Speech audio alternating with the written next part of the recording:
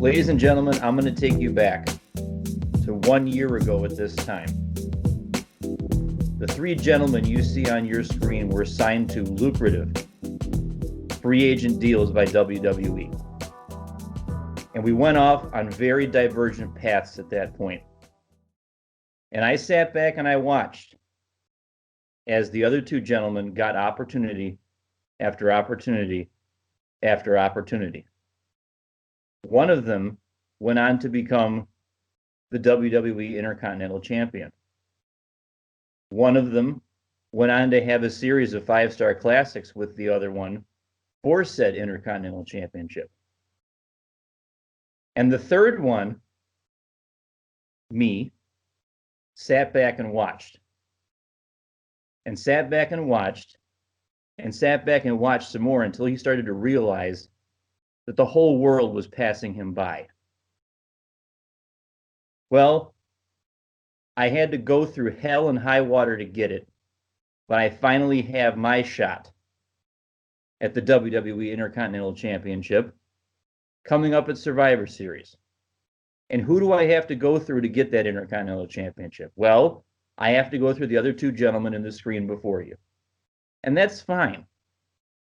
It's just a shame it took me this long to get this opportunity. It took me this long to realize I'm all I've got, but I finally realized I'm all I need. Survivor Series, I'll see you two there, and I'm going to get my time to shine for once. This is your boy, out.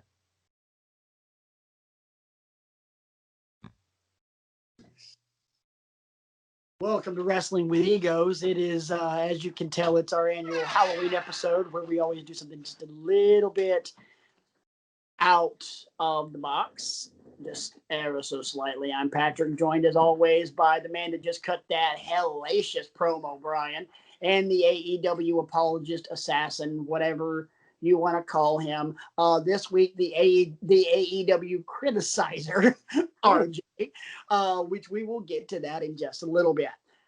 What Brian did, before I even say hello to both gentlemen, this year, since we didn't really dress the part, this year we're going to take a little bit of a character spin on things. If you guys watched this last week, we're going to be doing a little promo talk this week. All three of us have got two promos assigned by the other two cats on this show, and we're going to cut them later on tonight. It's going to be fun. When we get there, we'll tell you what we're doing, and I promise you there are some legendary promos. Speaking of legendary promos, before we do that, Brian is going to be giving a little bit of a trivia towards myself and RJ about Cultaholic's 10 greatest promos of all time. We're going to see between me and RJ who can figure out the most of those. We got a little bit of AEW to talk about, a little tiny bit of WWE, and don't forget, Full Gear is this coming weekend, and we're gonna talk about it. Brian, hell of a promo. Who was that? That was me. I just figured I would kick off the show by trying my best to cut a promo to educate all the people out there in Wrestling with Egos land what a promo is. The promo is basically just a tool to get the people into the building, to get you psyched for an event coming up.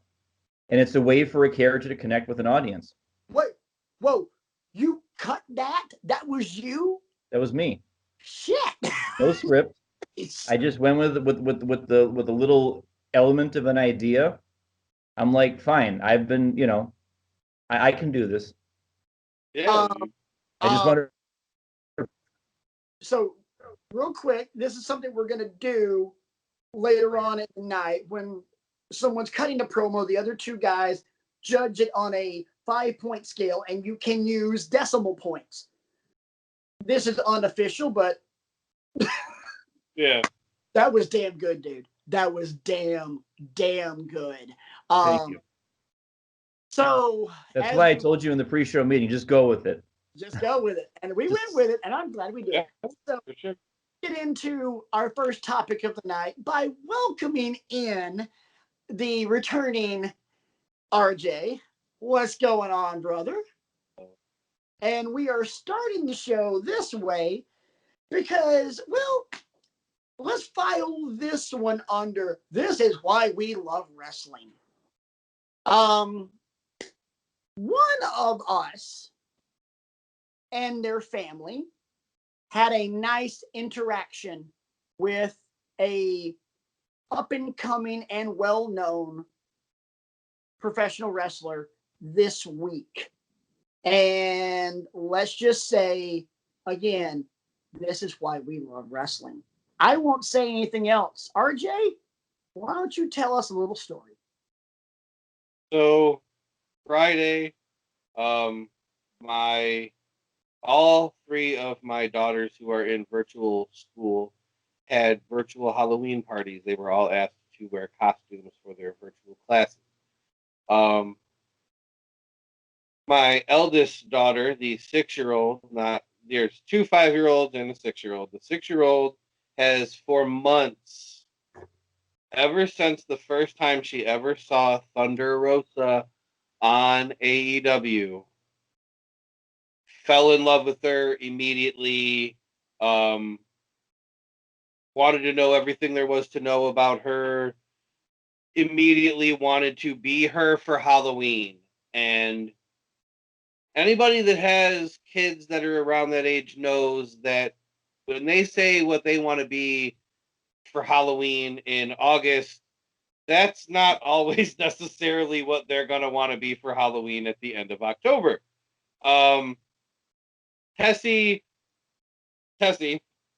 that's my daughter's name. She was very adamant, reminding us every sometimes every week, sometimes every couple of weeks, that she was going to be Thunder Rosa for Halloween, and we need to make sure that we're ready. And she's going to be Thunder Rosa. So Friday comes. Sure that you're ready. Friday comes. We all wake up early. I wake up early every day to get the kids ready for school and make sure everybody's in their classes and everything. But mommy doesn't always get up because she works later in the day, so we let her sleep normally. But on Friday, she woke up and she painted Tessie's face like Thunder Rosa, and we had a headband of roses like Thunder Rosa wears. And RJ, while we're talking about this, do I have permission to show the picture while we're talking? Of course, all right, yeah. I'm going to cover my face up and just cover my side of the screen up, and you guys will see Tessie instead of me right now. And there you go. That's that. And Tessie wore that for her virtual classes. I have to say, it's a hell of an improvement. Hell. Much prettier, much prettier. Hell of a lot cuter, I will say that. So I decided to throw up a tweet on Twitter just saying, this is my daughter. She's wanted to be her favorite wrestler in the world, Thunder Rosa, for her virtual classes today. And we're really hoping that Thunder Rosa, and I tagged her at Thunder Rosa 22, sees this and approves of it. And it was not on Twitter long before the Thunder Rosa saw it on Twitter and retweeted it with a message to my daughter that you can put on the screen if you want, or I can just read it. It's literally right here. Or both. Or both. Right. Or you can go to at RJ Eman on Twitter and you'll probably see it on there. Two ends. Two ends, yeah. Thunder Rosa said, "It is an honor. Wearing this makeup brings me happiness and hope. I hope you have fun in school." With a kiss emoji, 2 heart face emojis, hashtag Thunder Army, hashtag best ever, hashtag women empowerment, hashtag La Mera Mera, which means the best of the best. She so Thunder Rosa posted that as a retweet, and right now at this very moment it has 1,051 likes. This would be 10:30 p.m. November 1st. So in 2 days. Yeah. We were following it all day on Friday. It was rapidly climbing. It is over 1,000 likes. big major props and thank you to Thunder Rosa for she made my daughter's absolute year by retweeting those pictures and saying those nice things to her that she said. As far as Tessie is concerned, she has received a kiss from Thunder Rosa because of the kiss emoji. She has been going around telling everybody, I'm in the Thunder Army, because Thunder Rosa put the hashtag Thunder Army on there. She dressed like her again yesterday for Halloween for actual trick or treating. She was telling everybody while we were out that she's part of the Thunder Army and that she's Thunder Rosa because she's in the Thunder Army. And I posted a couple more pictures of Tessie as trick or treating as Thunder Rosa, and I said she wanted me to show you. She also went trick or treating as you today, and she told me to make sure I tell you. She said thank you very much for the video, and I said thank you, Thunder Rosa. You've made her so happy. She is telling everyone I'm in the Thunder Army. Thunder Rosa also retweeted that and commented and said awesome. The video I'm referring to is Tessie was so excited that Thunder Rosa had retweeted this and that it was climbing likes.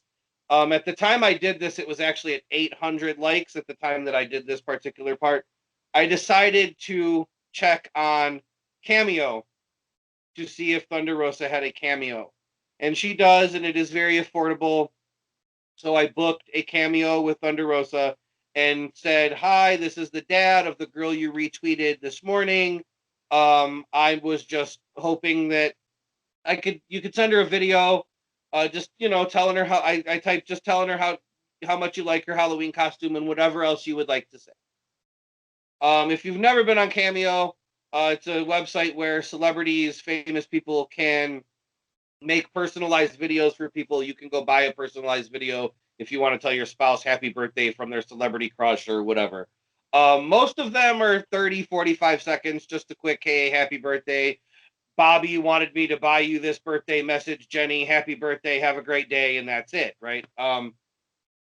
Thunder Rosa sent Tessie a 2.5 minute video at 2 o'clock in the morning after she wrestled a wrestling show in Memphis, Tennessee. She still had her paint faded on her face from after the match, sitting in her hotel room at 2 o'clock in the morning. She recorded this cameo for Tessie, telling her how awesome her costume was, how she thought that she looked great, and explaining to Tessie why she wears the paint, what Day of the Dead is, what it means to the Mexican culture, how important it is, told her that she's an awesome girl, that she's very loved, and then gave her a little personalized message at the end, something along the lines of, all right, well, I'm going to go to bed now, girl. It's 2 o'clock in the morning, like talking to her like she was best friends with her. The whole video was absolutely above and beyond anything that I could have asked for. I paid for $40 for a video that she sent. The video she sent was worth so much more than the money that was spent on it.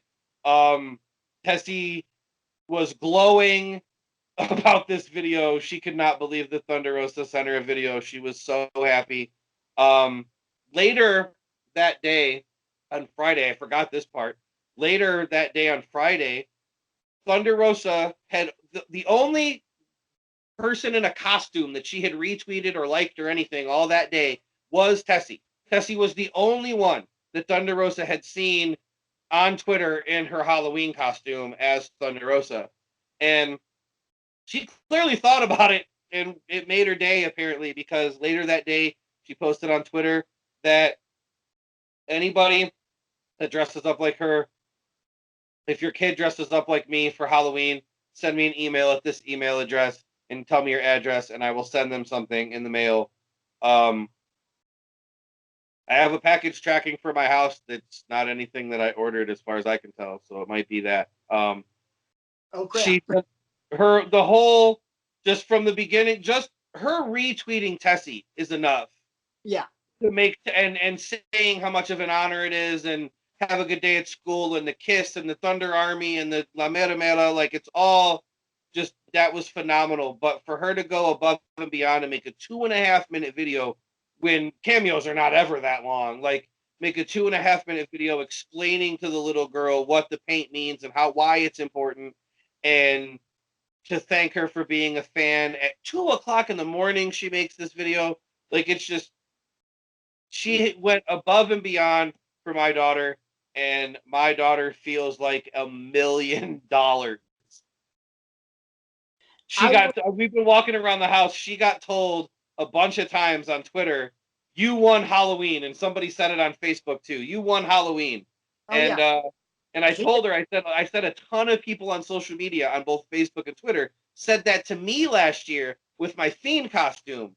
When I was posting my Fiend costume on social media, tons of people said that I won Halloween last year. So our family, as a family, has been walking around for a couple of days calling ourselves back-to-back Halloween champions. Nice. And there's one part of the story you left out, RJ. You want to talk about power, or Yeah. NWA retweeted it too. NWA retweeted it too, yeah. Which I freaked out about. That was awesome. Now, keep in mind, while we did show you guys and share with you guys the picture of Tessie dressed up, Brian and I have had the pleasure of being able to see the cameo. RJ shared it with us, but this is Tessie's moment. This is for Tessie. Sorry, we're not going to share it with you guys. That is for Tessie. RJ showed it to us because, let's be honest, we're family. And these were these two other gentlemen that you see on the screen with me I booked the cameo and immediately messaged these two guys to tell them that I had booked a cameo for Tessie. I had not yet told any of my children. I had not told my wife. I had not told my parents. I had not told anybody. I booked the cameo and immediately messaged these two guys to tell them that I did it. And that's awesome. Now, one thing I will say, like I said, the three of us, we're family. My kids refer to these two dorks as Uncle Brian and Uncle RJ. You're a dork, and you know if you're a dork and you know it, clap your hands. Anyway, I ain't clapping. Oh, you're lying to yourself. Anyway, Yeah. right along. Everybody else. I'll cut another promo on you right now. And I'll cut one back. Bring it. Anyway, I even retweeted all of this and was like, "This is my kind of sort of niece." Because we have become so close while doing this show that it's kind of become a family thing. Logan, who you guys have met, and RJ's wife Adrian were the ones that helped RJ put together the whole Fiend thing from last year's Halloween episode, which still is the episode that has gotten me most views in our entire year and a half. So this, for us, this is big. I got to be honest. Just seeing how much love got poured into that by Thunder Rosa and how the wrestling community just kept responding. This is awesome. Oh crap, she looks awesome. And just over and over and over again. I know I can only imagine what you and Adrian were feeling. I'm here in my living room getting choked up over it. Yeah. Oh God, yeah. Oh, this is so cool. Oh, this is so cool. Again, this is why we love this shit. So before we wrap this one up and get into actual topics, don't know if you'll ever see this, Thunder Rosa, but I can tell you right now, you've definitely got a fan in RJ, probably for the rest of his life, and obviously his kids. But I think I can speak for Brian as well. Our two houses, we're right there with RJ. Thank you for being more awesome than you needed to be. Thank you. Muchas gracias. Yeah. And to be completely honest, my personal, in my heart, power rankings for women's wrestlers, she just bumped Bailey. Number one with a bullet. Yeah, she's number one now. Obviously over here. Yeah. So RJ, thank you so much for sharing that with us. I really hoped you would have, and I'm glad you did because that's not trying to be funny when I say this, because generally when we do say this, we're being very sarcastic. That's good shit, pal. Yeah, yeah, absolutely, That's no good. doubt. So let's talk about some more good shit. And let's start, because this will be quicker, with the one thing in WWE we want to talk about. And let's circle back to 1 year, 1 year ago this week, when a certain gentleman in a black baseball hat may or may not have dressed as the Fiend, which was the hottest thing going in wrestling at that time. Fast forward to now. The hottest thing going in wrestling right now isn't just the Fiend, it's the Fiend and Alexa Bliss. There's the Fiend mask. Okay, just real quick, when we saw the Alexa Bliss descent into madness, did you ever see this happening? Oh God. What surprises me the most, and I got to give props to Alexa for playing it this way. She's showing nuance with it Oh God, yes. because she's still doing her moment of bliss interviews with people. And, she did it with Randy Orton last week. She did it with Kevin Owens last month. Yeah. She's able to play just that stoic, aloof, well, all you have to do is let him in, Kevin. And it's in that delivery. Right. There's no cackling. There's no rending of garments. There's none of that. But it lets you know, that delivery lets you know stuff's about to go down, and you Yeah. better prepare yourself. The one thing I love, and while I love Alexa and her attachment to the Fiend, what I loved even more was the Firefly Funhouse last week. Oh. Of all the things that we have seen in that Funhouse, including the Firefly Funhouse match at WrestleMania, that might have been one of the most beautifully creepy things I have seen in wrestling, because it's Bray playing Funhouse Bray. He doesn't change a damn thing. Right. His costume, he was very Mad Hatter-ish. They did a very, very sweet little Alice in Wonderland motif behind it.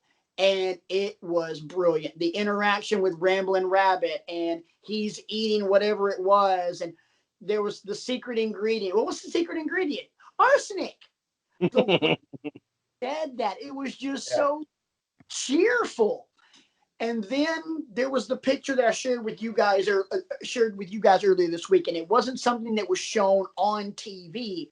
Alexa does this little pose right here while wearing her white gloves, and whereas you see Bray's gloves and it says hurt and heal on the sides of Alexa's hands. One says play and the other says pain. And I saw that and nearly lost my shit. Yeah, that's awesome. Oh my God, they're going for it. I mean, they are going for it.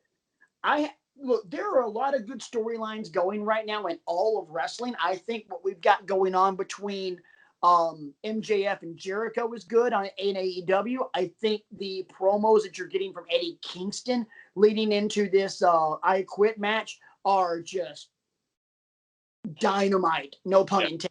Stellar, very stellar.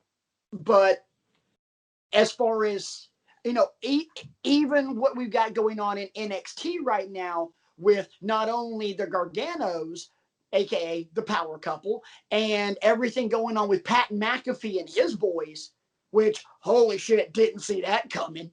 Pete Dunne's back, yay! Anyway, what we're seeing here with Alexa and Bray, my opinion, best thing in wrestling right now.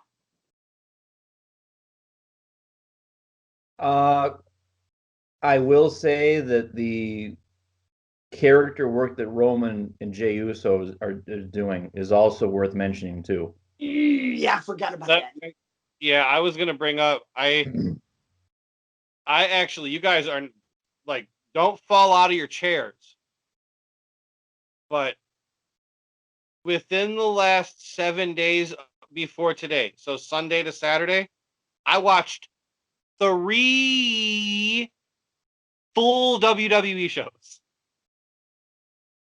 So, which means you watched Raw, NXT, and then SmackDown.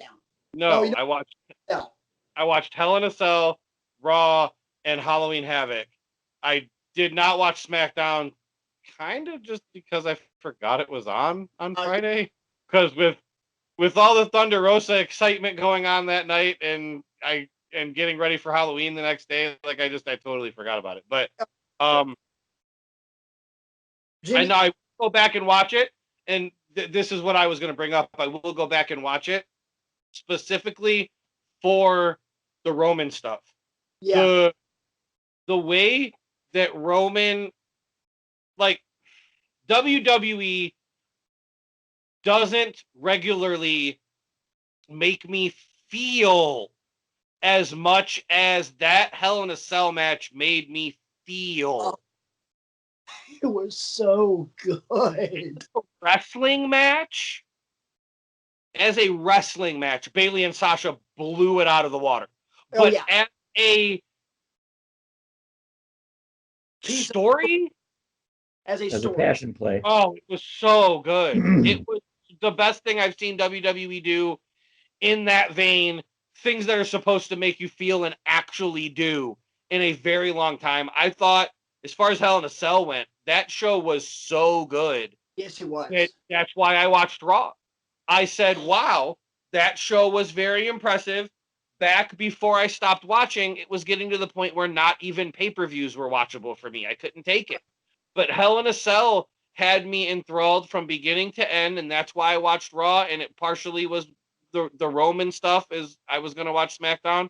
NXT killed Halloween Havoc. There's a lot of good stuff going on right now. I might go Roman.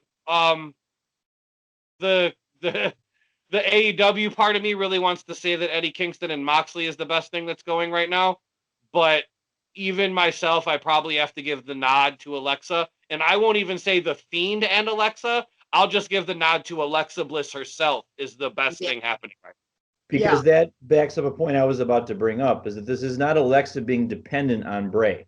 No. This is Alexa asserting herself as a power broker in this whole thing as well. She's not just ornamentation. No, she is definitely not a, using air quotes here, she's not going to be a heater for Bray. No. They are going to be they are going to be parallels. They're going to be equal in this, and I'm here for it.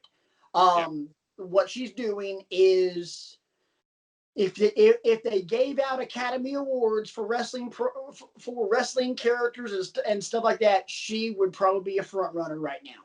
Holy crap! Before we get into Full Gear and our fun stuff, RJ, I have to ask you a question. Yeah.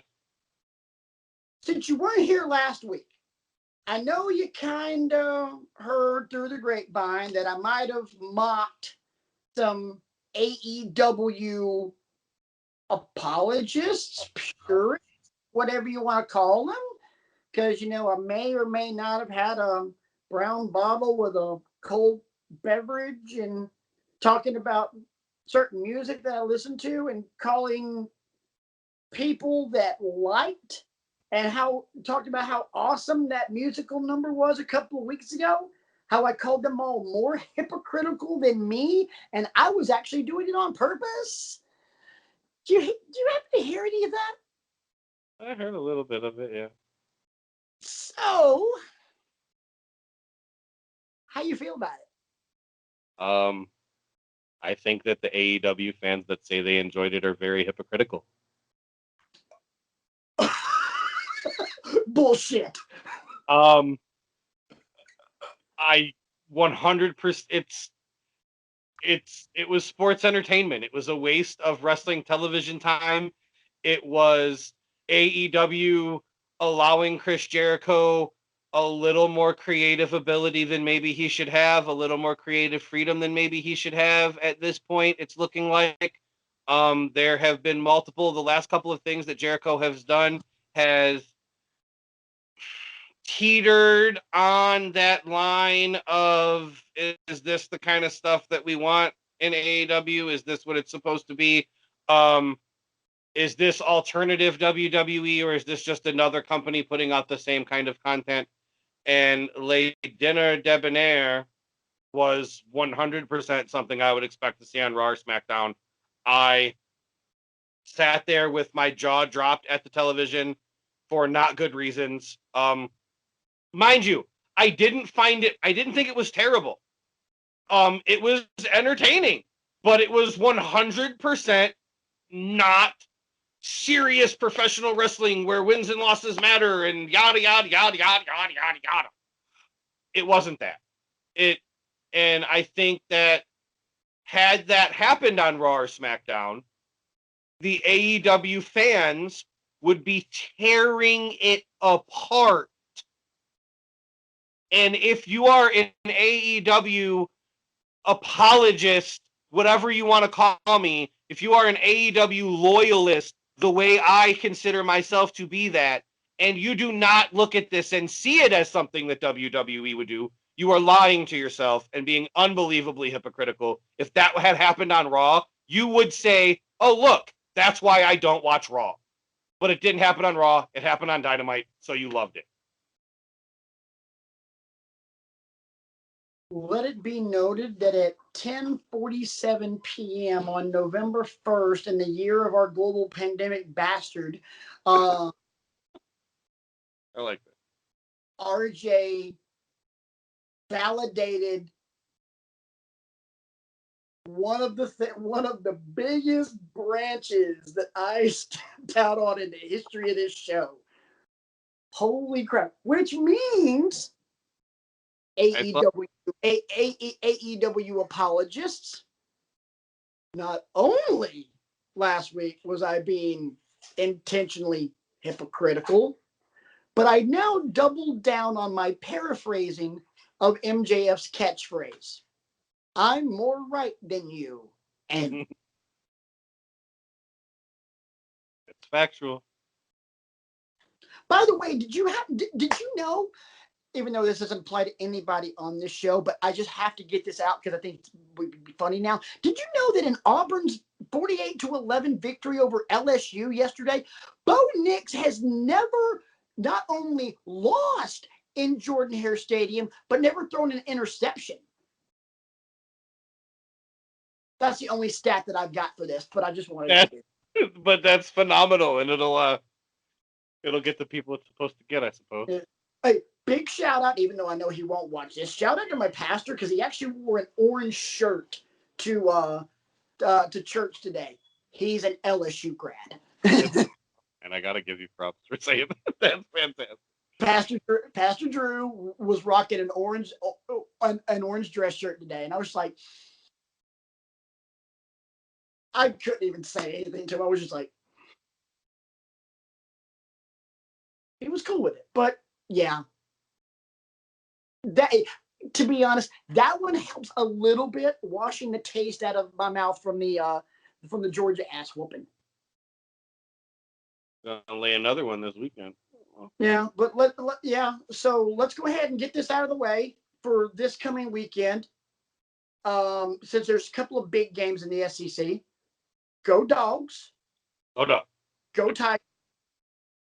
And War Eagle, because we got Mississippi State. Lord only knows, but screw Bama, screw Florida. Absolutely. We can't. The Georgia fan and the Auburn fan and even the LSU fan can all agree on that. Screw Bama. Screw No doubt. So, wow, I cannot believe you completely agree with me on that one. I mean, and I could have been here last week. I was watching it I got to be honest. Like all week leading up to it, when they announced it, the previous week, Right. I looked at my wife and said, "Oh dear God, please tell me they're not going to do that." Like, even if they hadn't done the musical number, which obviously nobody was expecting. God. I'm not saying I expected all of that, but just we're not in the arena, we're at a restaurant segment is bad enough. It, I didn't, from the minute they announced that they were going to have a steak dinner together, I thought it was a terrible idea, and the execution was even worse than I thought it was. Yeah. I will say one positive about it, and I said this last week. I don't think I've said this to you yet, RJ. Holy shit, MJ is insane. Yeah, for sure, no doubt. He is quite good. We know Jericho can sing. Hello, we've all sang Judas in our cars. So let's spin this forward then. Who wins in Full Gear? MJF. They're going to turn Jericho heel, and MJF's going to be leading the inner circle. The inner circle is going to turn on him.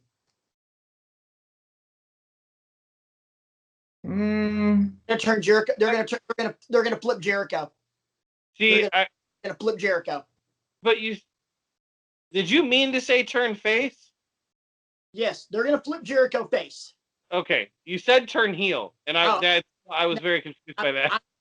I'm sorry. No, they're going to turn Jericho face. Oh, MJF is going to take control of the inner circle, and Jake Hager is going to leave the inner circle and stay loyal to Jericho.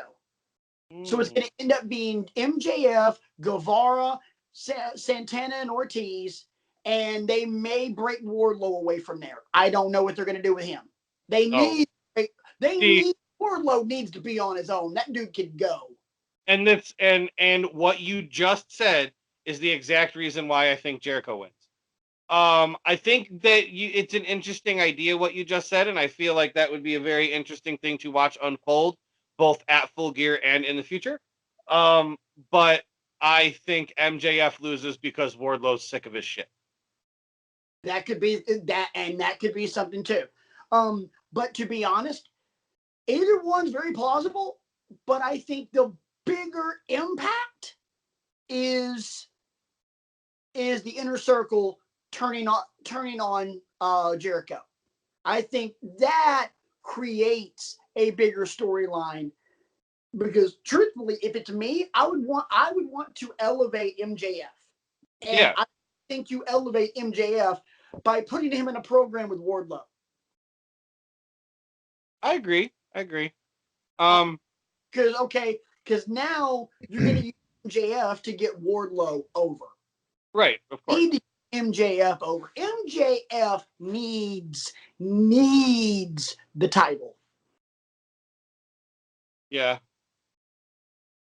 Don't get me wrong. My heart will not be broken if Eddie Kingston beats Moxley. I do not think it will happen. Well, I don't think it will either. But because I like Eddie Kingston. But MJF needs to be the AEW champion. But we'll get to more. Well, do we have anything else before Full Gear, or are we at Full Gear now? Well, that's kind of why I asked him the question I did to transition into Full Gear. Yeah, there's one Dynamite on Wednesday, and then Full Gear's on Saturday. But I meant for us, for the show, right here, right now. Is there anything else, or are we? I want to make one prediction. All right. And it's not a match outcome prediction. Okay. The match of the year is going to happen at AEW Full Gear. No shit. Yeah, it's Kenny Omega and Hangman Adam Page are going to have the best match in AEW history. You heard it. No shit. All these people, I'm sorry, a tiny bit rant mode on. All these people that have been all over social media talking about how Kenny Omega's lost a step. Kenny Omega's not the best wrestler in the world anymore. Kenny Omega's not what he used to be. Kenny Omega's not what he was in New Japan. Kenny Omega's fallen off since he's gone to AEW. AEW is the worst thing that's ever happened to Kenny Omega. You can kiss my ass. The beginning of this tournament was the beginning of Kenny Omega flipping that switch and showing the entire world that Kenny Omega has lost nothing.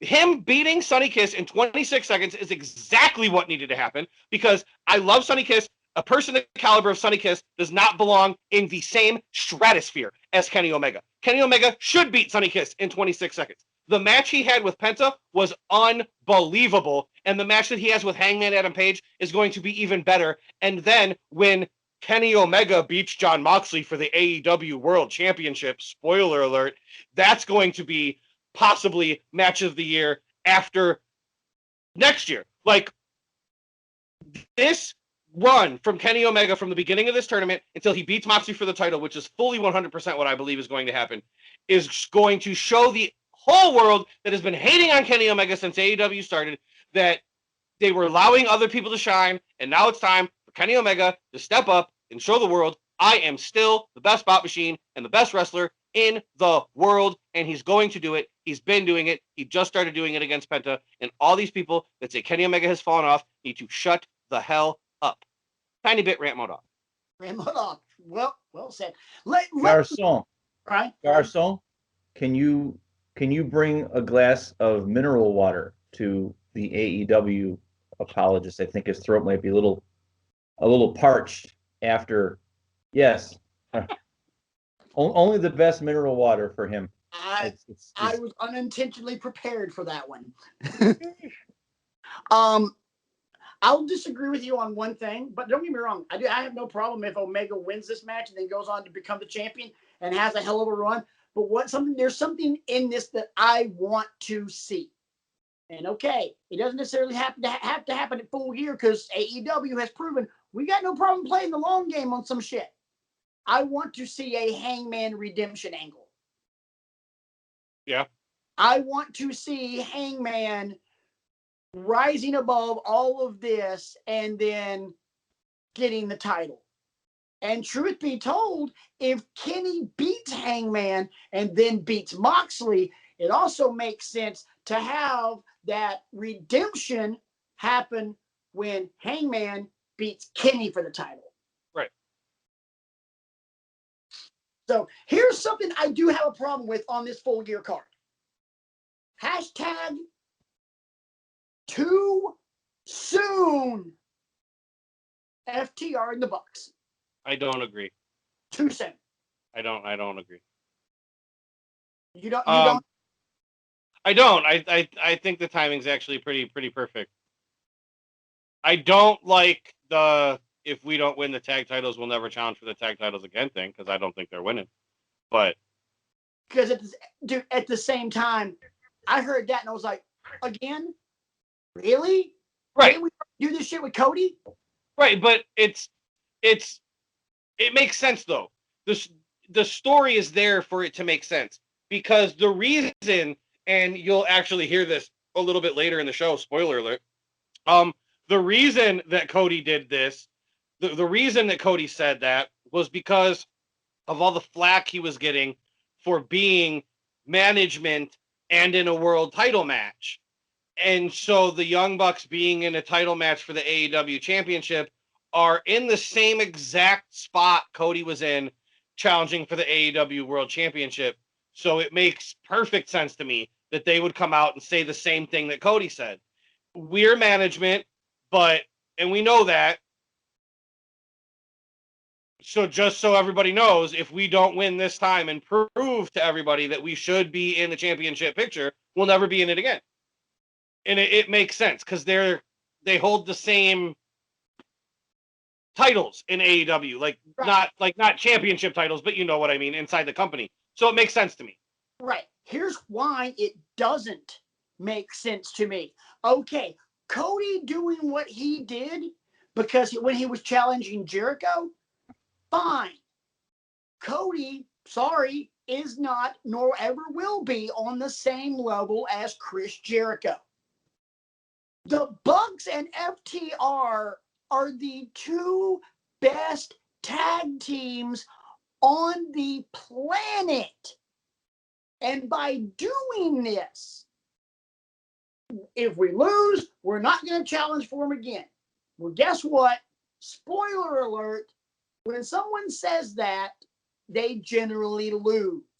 Right. That's kind of writing that in, putting that in the back of your mind. It's kind of like a retirement angle. If I lose, I'm going to retire. They lost. You realize I'm going to be like a little 4-year-old watching that match and be on my knees in the middle of my living room rooting for the Young Bucks as hard as I've ever rooted for anybody ever. And this is what I hate about it. Most likely, they will lose and FTR will retain by hook or by crook. Right. Which means now, as long as FTR holds the championship, we are not going to get a continuation of what should be the greatest tag team rivalry since Dudley's, Hardy's, Edge, and Christian. My opinion, number one, too soon. Number two, using that stipulation literally cuts the beep off the entire thing. You just castrated what could be one of your biggest draws. You know. And not only are you doing this, you're doing this with a very, very small crowd. You know, you bringing that up is a really good point. And I think you may have flip-flopped who I think is going to win that match now, actually. I 100% expected FTR was going to retain. But I don't see AEW doing all of the things you just said. Man, that really makes me think the Bucks are going to win. They have to, because if they don't, we don't get. All right, let me ask you this: if the Bucks don't win, who's going to beat FTR? Right, I know. Right. I mean, they've already run through damn near everybody in the tag division. They have been on a dominant as a son of a bitch run since they showed up in that truck. More so now that they've been aligned with Tully. If the Bucks don't win, then then FTR has literally cleared out the tag team division.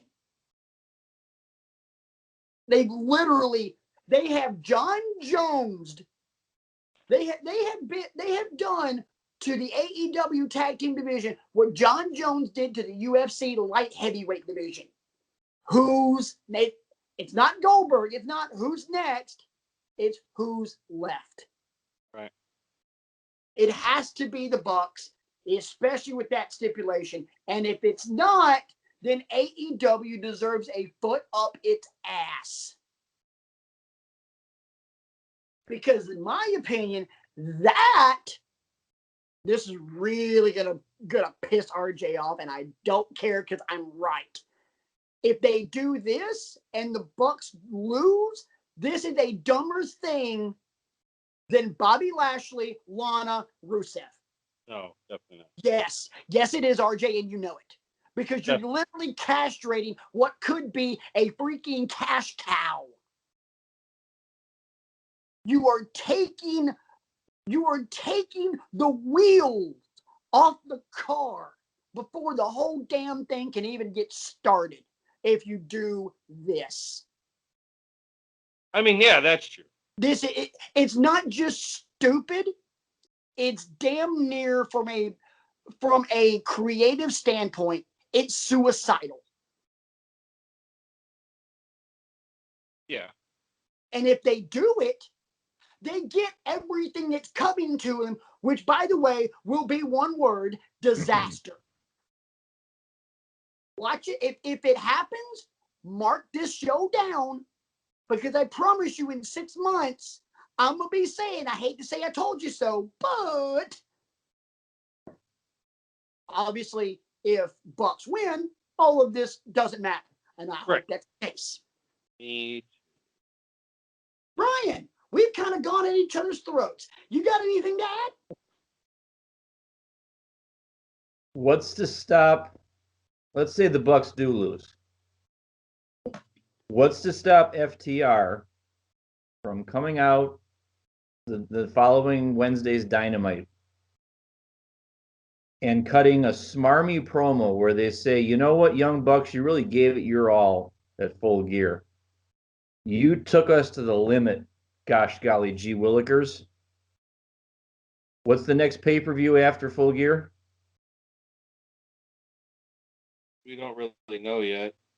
I forget what it's called, but tell you what, you're going to have to earn it, but we'll give you another shot if you can, you know. Have you met FTR? Have you met the Revival, whatever you want to call them? Have you met these guys? No, that will never happen. I'm just saying that's the way you could keep it going if the Bucks lose. But that won't happen because that does not work. That does not work creatively for who FTR is. That doesn't work for me, brother. FTR wants to be known as the best tag team on the planet. So do the Bucks. If FTR wins this match and now keeps the Bucks from ever winning the AEW Tag Team Championships, FTR won. Yeah. Bottom line, the Bucks can do anything they want. They can beat FTR in a best of 7 series when there's no championship on the line. But guess what? It won't mean shit because when it mattered with a title belt similar to the one above RJ's head, with that on the line, FTR won. No way. Nobody gave a damn. We talk college football on this show every once in a while. Several years ago, when Bama beat LSU in the national championship game, when they beat LSU in the national championship game, everybody forgot that less than a month and a half previously, LSU beat Bama. Nobody cared anymore. Why? Because Bama, unfortunately, won when it counted. FTR wins. They win the rivalry before the rivalry even starts. That's why I said they were going to castrate it if they did it. My opinion. RJ, is there a match on the Full Gear card you think is being overlooked that has the potential to really steal the show? I mean, Darby Allin and Cody's an easy answer to that. Let me ask you something on this one, RJ, because I've got my own opinions on this, but I really want to hear what you're thinking on this. Is this Darby's time, or are they just going to continually feed Darby Cody? Are they doing some sort of escalation here? RJ is getting onto one of the kids. No, I have a cat on my turtle tank. Oh. Go whoop that cat's ass. You can come back. Somebody else is. All right, cool. Anyway, is this Darby's time? Is he going to win the TNT Championship, or are they just feeding him to Cody? I don't know. Like, I've been going back and forth on that one. I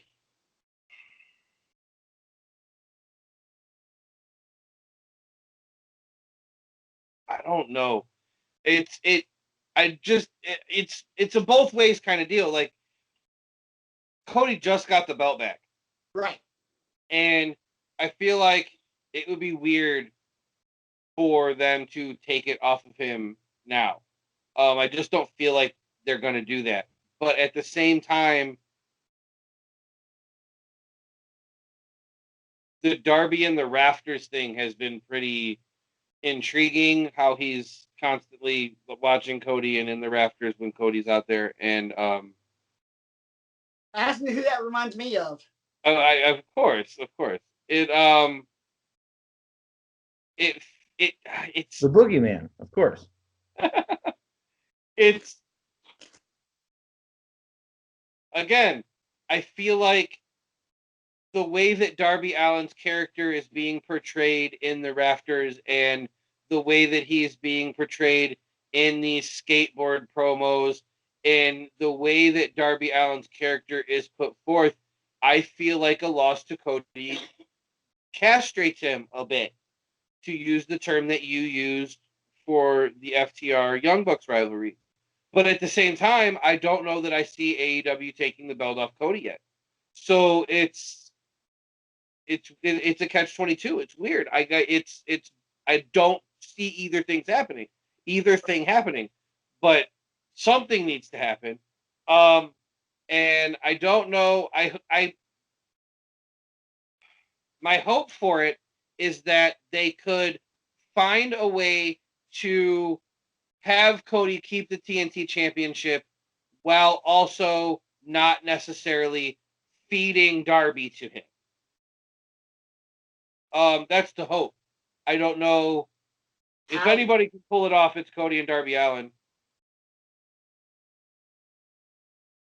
I just don't know a way that they could do both things. Right. And there's a lot of.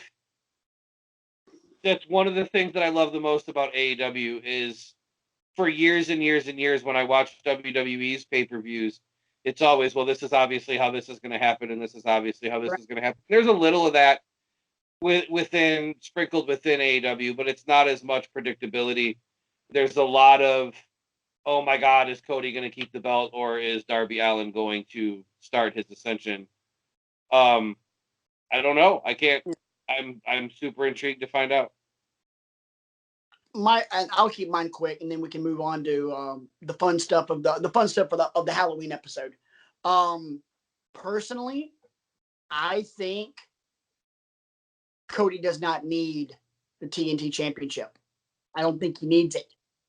I think this would be a very good opportunity to use the TNT Championship to give some shine to some other well-deserving guys. And we've been saying it since day one. Darby Allin is one of those guys. Because he could take the TNT Championship to some dark places, too. Yeah. To where if you're going to take it off of him, you're going to have to, really leave a piece of yourself in the ring to do it. Here's the thing. We just got those matches over and over again with Orange Cassidy.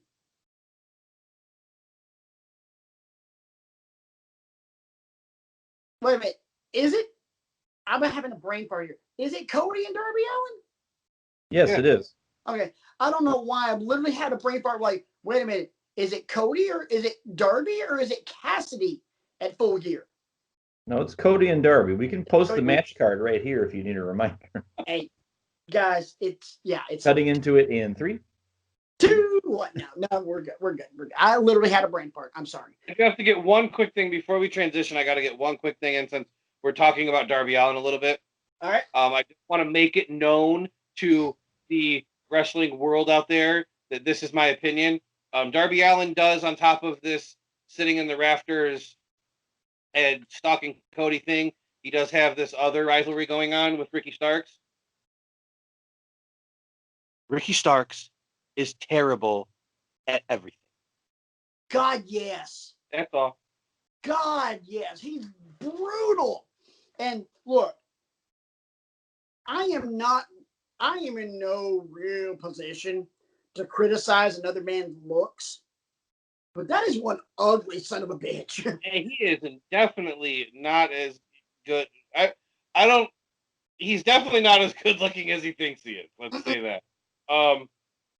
He's terrible. I was really impressed with him when he had his one-off, quote-unquote, TNT title match with Cody when he came in from the outside and was a TNT title challenger. That match was very impressive. Apparently, Cody pulled him to that because he has not done anything nearly as impressive since. Yeah. There's nothing good about there's there's absolutely nothing. Absolutely brutal, Ricky Starks. Your manager's Taz. You're paired up with Brian Cage, and you suck. Yeah.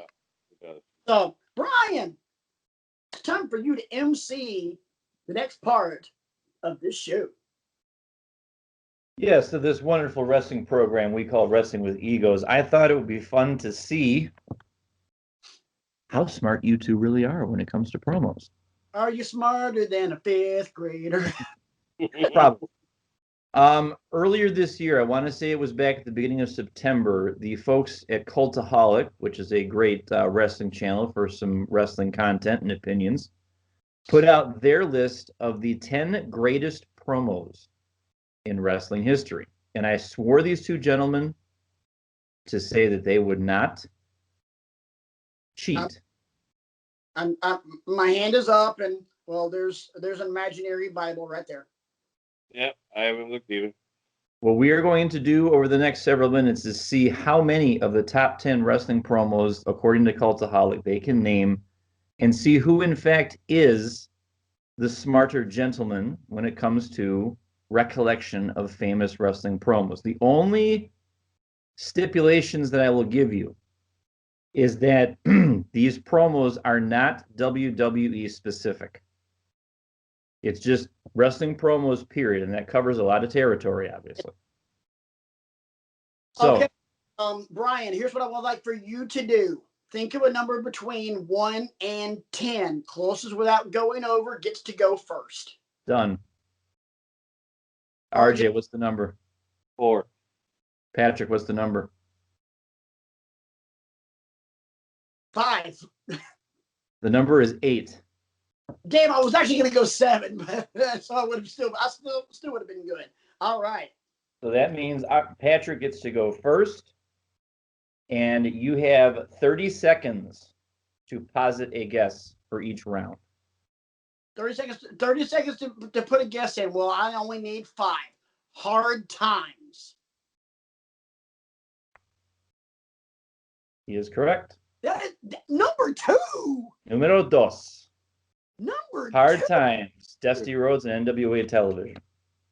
Jesus Christ, what's number 1? Oh, yeah, that's what you got to figure out. All right, action to RJ. CM Punk's pipe bomb. RJ is correct. Number 3, CM Punk's pipe bomb on Monday Night Raw. Damn, I was thinking that was I was thinking that would have been number 1. Yeah, me too. I thought I was gonna get the one that was number 1. And then I would have quit. Score is tied 1-1. Oh my god.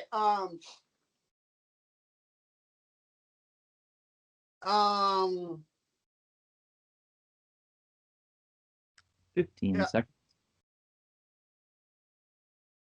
Shit. Ultimate Warrior's Hulk Hogan promo from right before WrestleMania 6. Okay. Not on the list. Action to RJ. Austin 316 at King of the Ring. Number 1. 1996 King of the Ring. Austin 316 is born.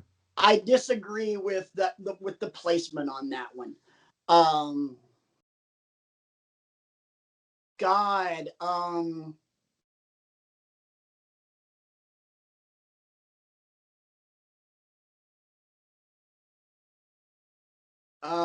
15 seconds. He did not cut any promos that I'm aware of. Yes. Actually, he did. There's an entire book of them. Oh, yeah. I was going to say. There's an entire book of them. I was reading part of it this morning in church. Good grief.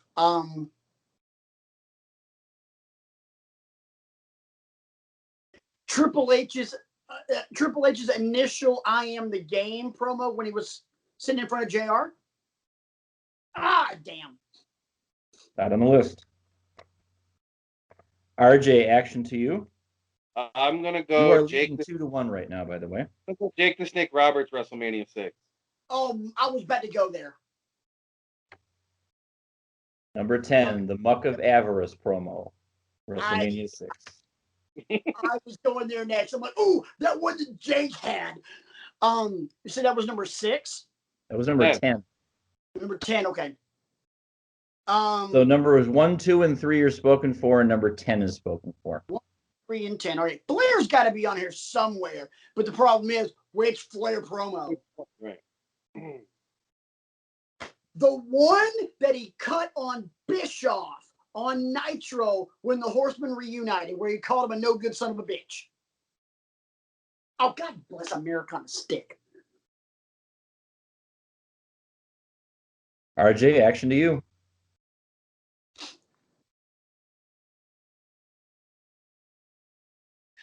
I am going to go Cody's Silver Spoon promo. Not on the list. He looks disappointed, ladies and gentlemen. Terrible. Who booked this crap?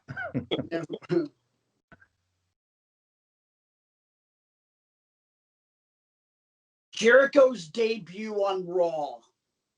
That was my next one. Oh, wow. Come on.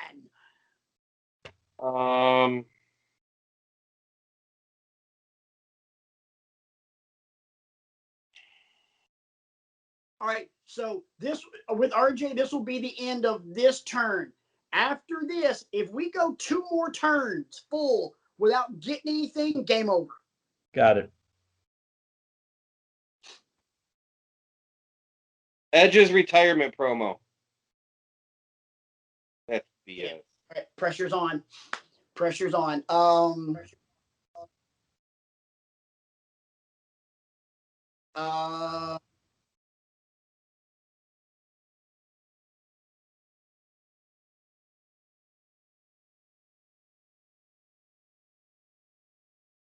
Roddy Piper's just when you think you have all the answers, I change the questions.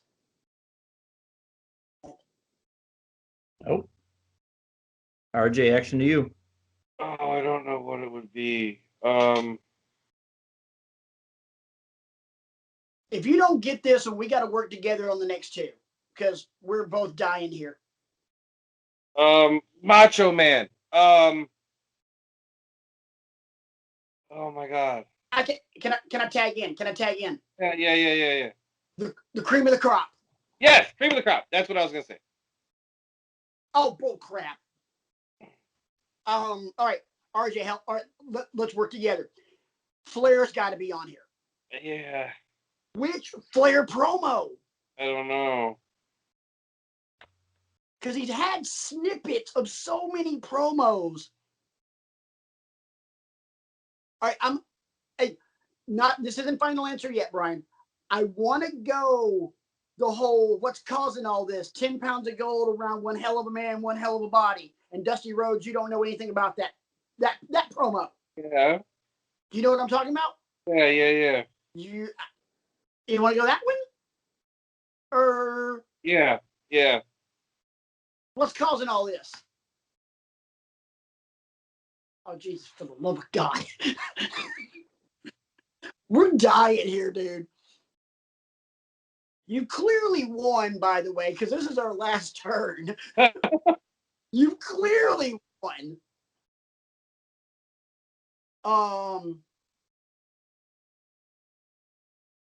Can I ask a question? Sure, ask a question. Do non-conventional promos make this list? I guess that depends on what your definition is of a non-conventional promo. Where you're not just talking, you're, for this particular instance, you're singing? None of the 6 that you guys haven't mentioned involves singing.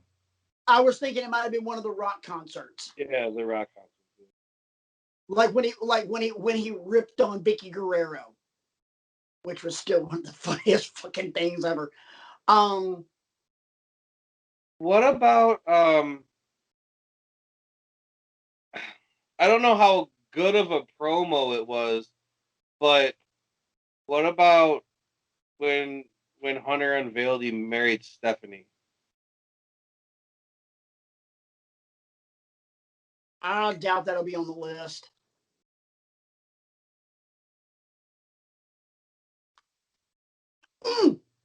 Die Rocky Die. RJ. Yes, for sure. Oh my gosh. And oh my gosh. I just had like 3 pop in my head.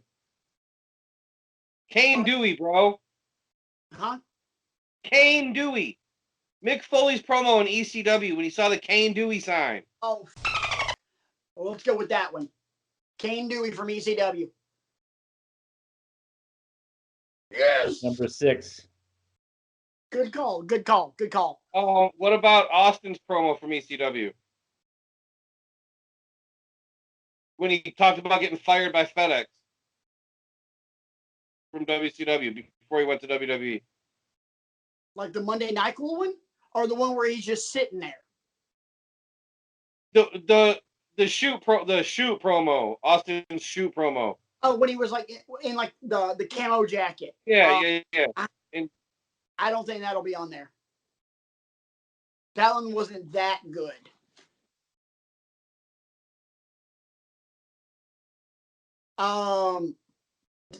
Taker didn't have anything. Not that I can think of. Um,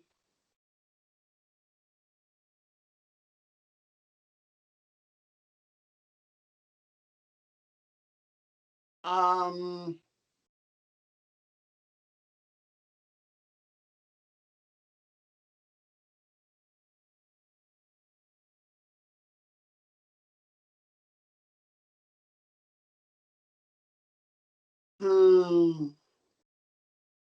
what are the other ones you thought of?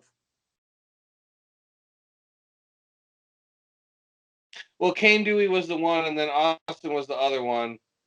What about and the other ECW one I thought of was Paul Heyman's promo before One Night Stand. Oh, where he shoots on no, that was not the one where he shoots. The reason JBL's the champion is because Triple H doesn't want to work Fridays or Thursdays. Tuesdays. It was Tuesdays. That one, the shoot promo from ECW One Night Stand. That was the other one I thought of when I said I thought of 3, and one of them was Kane Dewey. Yeah. And the other one was Austin, and the other one was Paul Heyman. I'm not thinking so. I really, really think that one's on there though. Are you Because I'm such a nice guy, I'm going to give you that one. Yes. But that's not the promo that's on the list. Right. I see that. It says SmackDown. His promo on Vince. Yeah. The one where he's standing during the invasion angle. Yes. Yeah. Oh God, yeah, that one. It's funny. I was going to ask you, are there any advocates on this list?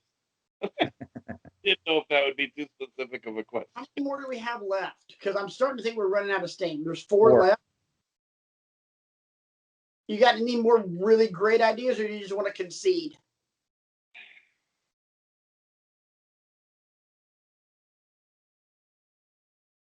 What about Mankind's interview with JR? Ooh, that vignette where they were talking about like his life and dude love. Yeah, and all. like, well, when he was sitting in the chair, like. Yeah. Yeah. Brian, is that on there? Wait, time out. Does This Is Your Life count as a promo? It's not on the list. Okay. I was hoping that it wouldn't count as a promo. Rock is nowhere to be found on this list, by the way. But I'd say if it did count as a promo and that's not in the top 3, then this list is irrelevant. Yeah. I would put that under. I think Mankind's interview with JR might be on there. Why not? Yep. Well, then I'm probably out then. I got one more. Because we talked about it and decided to go in a different direction because we decided to go with Kane Dewey instead of this one. The Rock, when he joined the Nation, Die Rocky Die. He said Rock wasn't on the list though. He did? No, he said the Rock concert wasn't on the list. No, he just said The Rock is nowhere to be found on this list. Oh, well then, to hell with me. All right, Brian.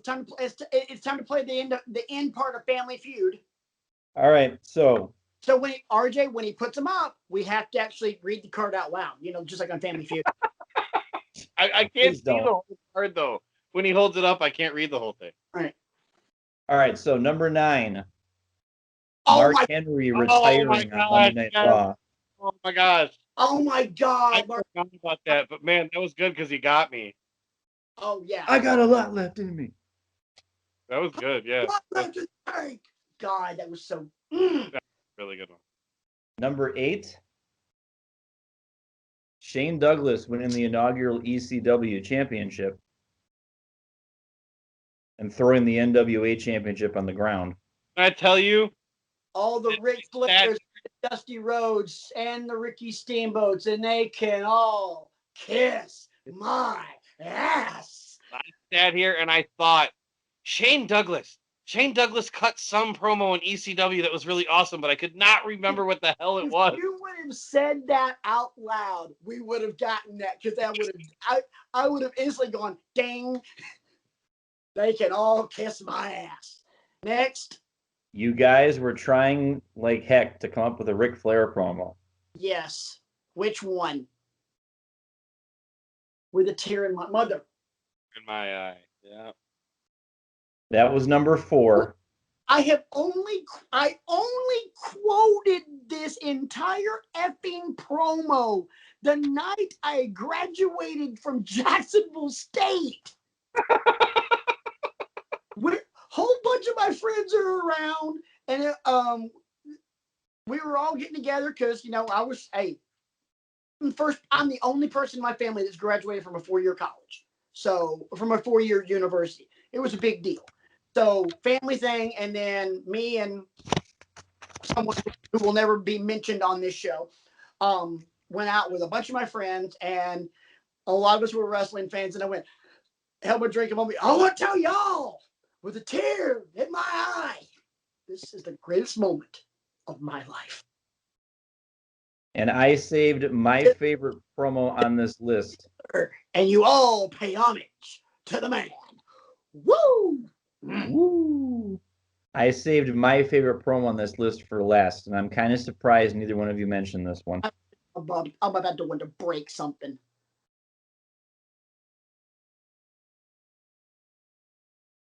Who's your daddy, Montreal?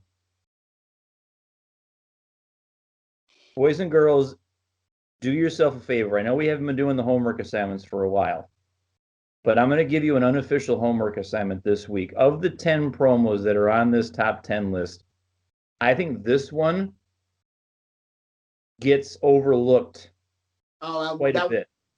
That one's good.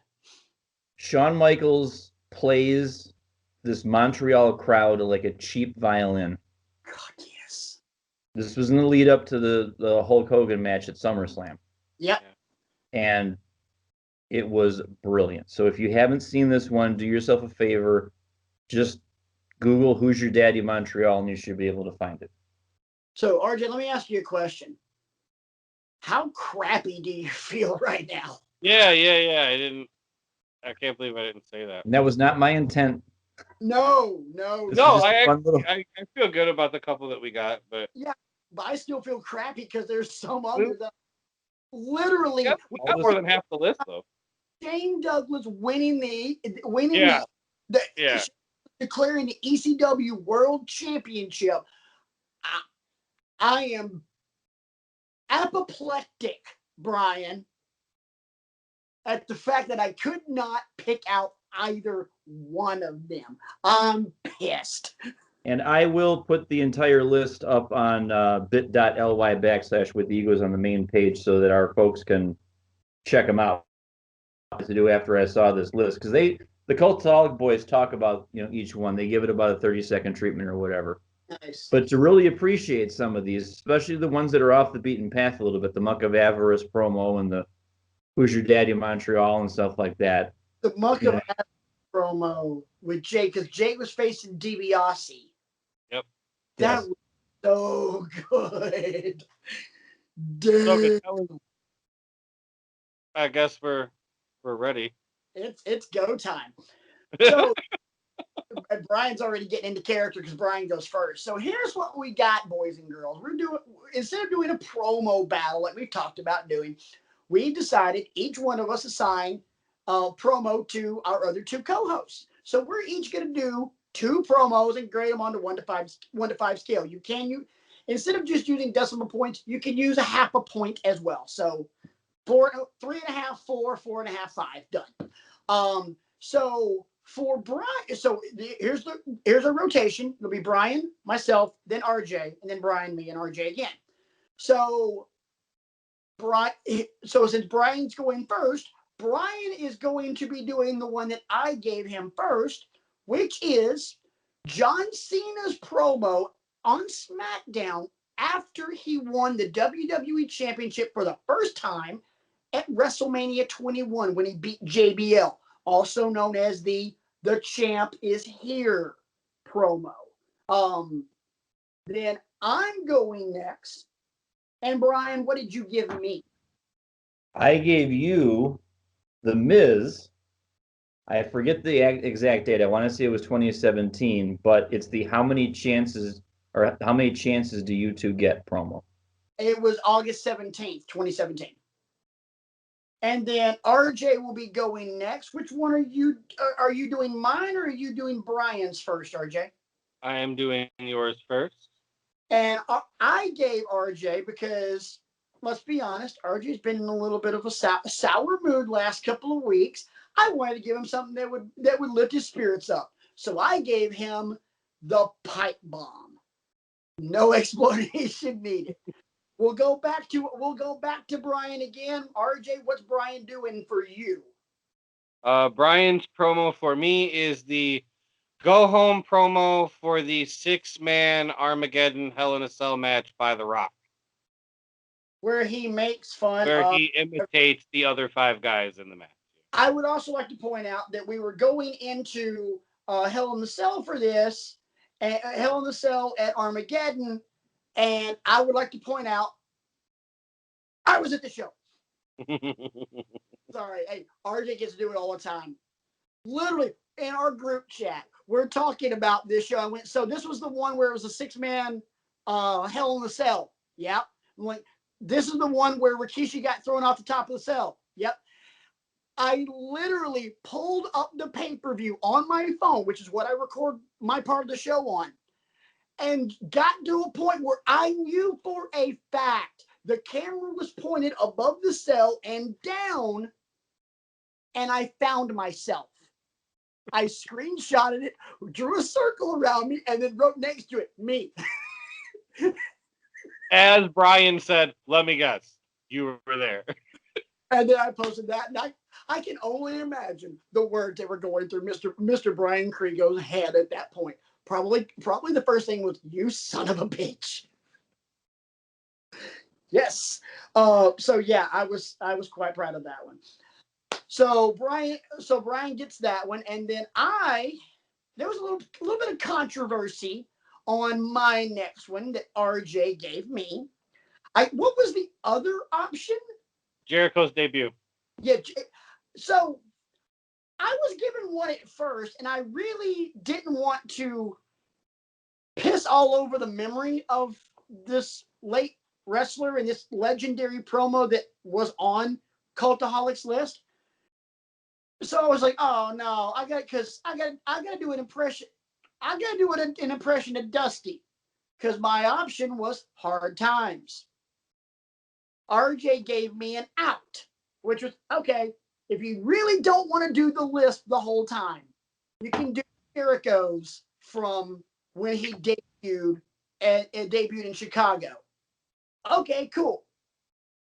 Insert Teresa, my wife, Mrs. Rant Mode On, Nurse Rant Mode On, also known as the lady who then got on Facebook Messenger and messaged that guy, and this guy, and herself. I was like, no, guys, I think Patrick needs to do Hard Times. I need to hear the lisp. Thanks, babe. And we're not crossing the boss. You are literally upstairs above my head, sound asleep right now at 11:40 p.m. And I think Brian has just frozen. Yeah, he definitely did. Brian is frozen. We'll get back to Brian in a second. Teresa, I love you, but I hate you right now. Because as soon as she tweets that, as soon as she messages that to us guys, RJ was like, nope, you're stuck now. I wasn't arguing with her.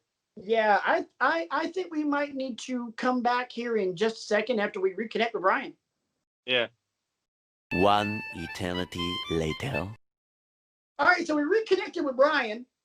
Awesome. Power surge. By the way, it's windy as a mug here in Northeast Ohio. So it is a miracle that we've only had one power surge, and that was Brian. That was at Brian's place. And it's unbelievably shocking it wasn't at my house. Right, because RJ's. Yeah. All right.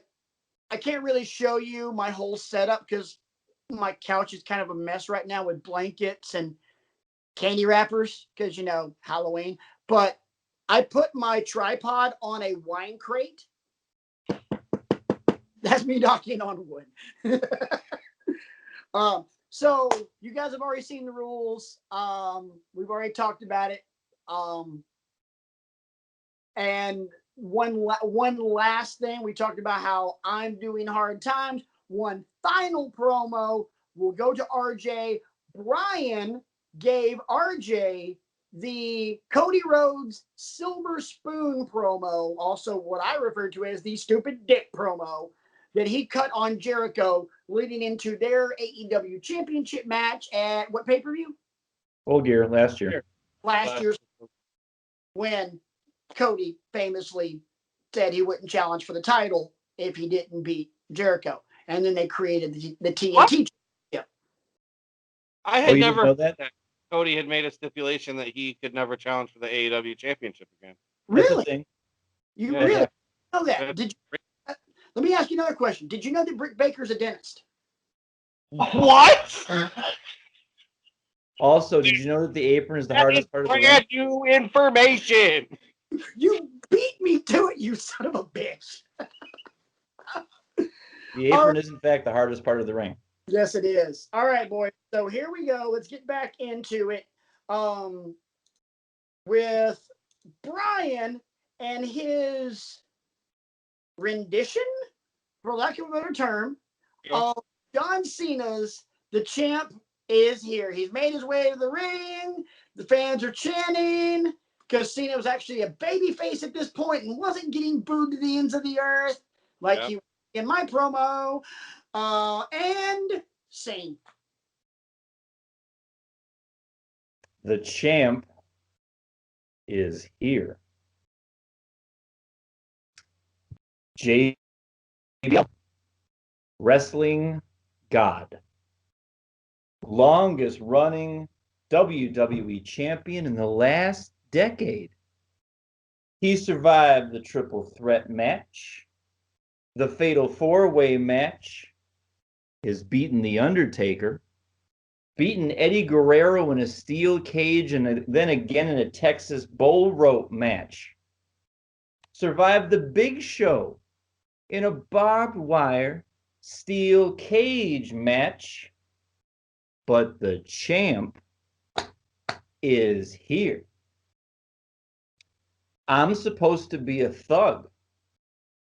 I don't talk like a champion. They say I don't fit the dress code, but I think I'm doing all right. It's been said I'm not a superstar because I put myself on the same level as the people I fight for. This one's good. I have no respect for this business. I have no respect for its championships. You see, when I modified the United States Championship, apparently wrestling purists and JBL got a little offended. Well, I got news for you. Take a look. Take a last good look at your coveted prize. Because if you think what we did to the U.S. title was disrespectful, hell, you better lock the door at the country club because the champ is here. Listen, you hear that? I said, do you hear that? Look around. This is what we do. So it don't matter if you're Booker T, Kurt Angle, The Big Show, JBL. Hell, it don't matter if you're the Brooklyn Brawler, Iron Mike Sharp, SD Jones, or Steve Gator Wolf. Our time is now. This is the Chain Gang, and we ain't hard to find. Want some? Come get some, because the champ is here. Nice. Let's go to the judges. RJ. I'm gonna go 4.5, and the only reason I'm gonna knock off the half is because your Boston accent was terrible. Are you surprised? No, but I am a Red Sox fan, so I'm gonna knock points off for it. I'm gonna go 4.5 as well. And I'm not kidding when I said that you enunciated too much. Yeah, that's probably true with John Cena, thugonomics. Too much, and the doctor of thugonomics would not do as much enunciating as you did. But still, 4.5, damn good. Thank you very much. Damn good. Did you memorize that? Did you memorize that, Brian? No, full disclosure, I had the text off to my right on a little easel. Parts of it I did. Parts of it, I mean, ideally I would have loved to say, yeah, I memorized that, but I wanted to do it justice. I didn't want to be like, hold on a second, guys. Guys, what's the next paragraph? So I just figured, let me just have it here and, Hang on, I messed something up. I was trying to put my computer into tablet mode and I botched it up. So it's been a long time since I was wear hat backwards guy. Yeah, it's a weird feeling, isn't it? Yes. All right. I enjoyed the dressing up. That was fantastic. Yes, they're quite nice.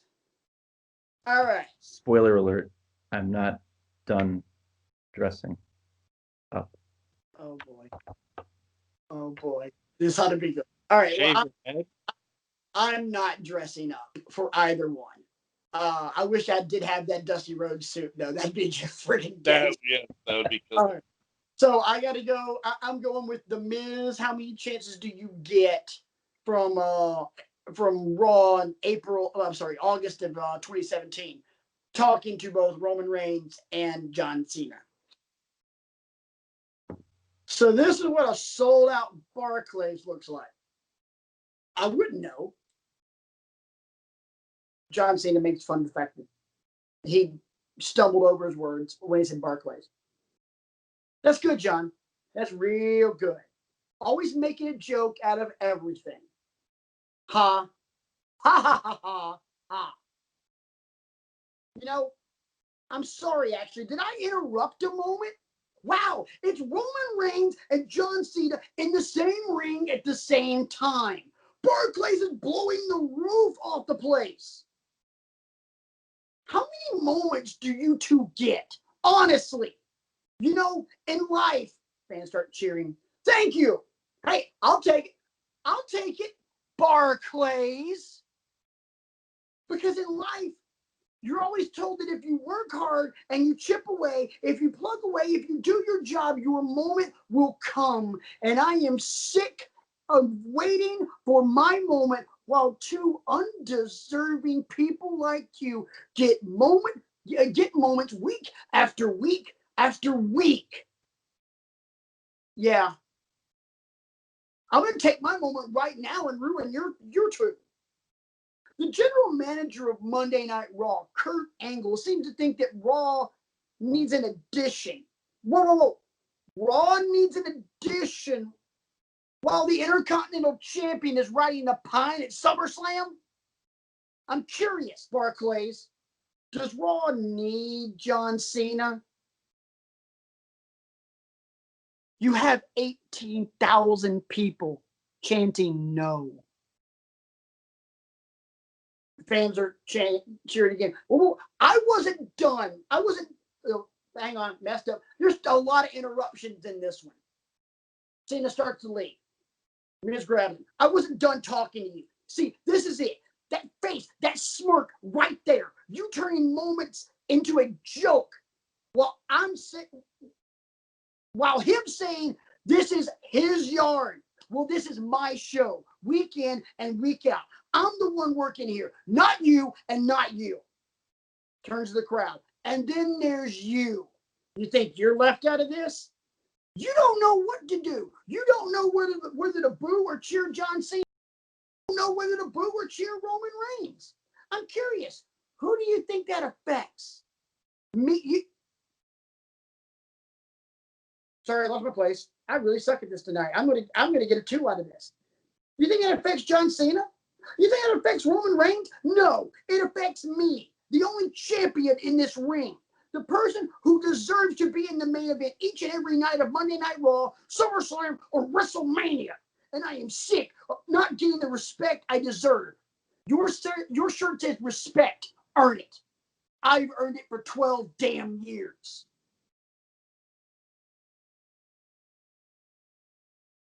Not great, but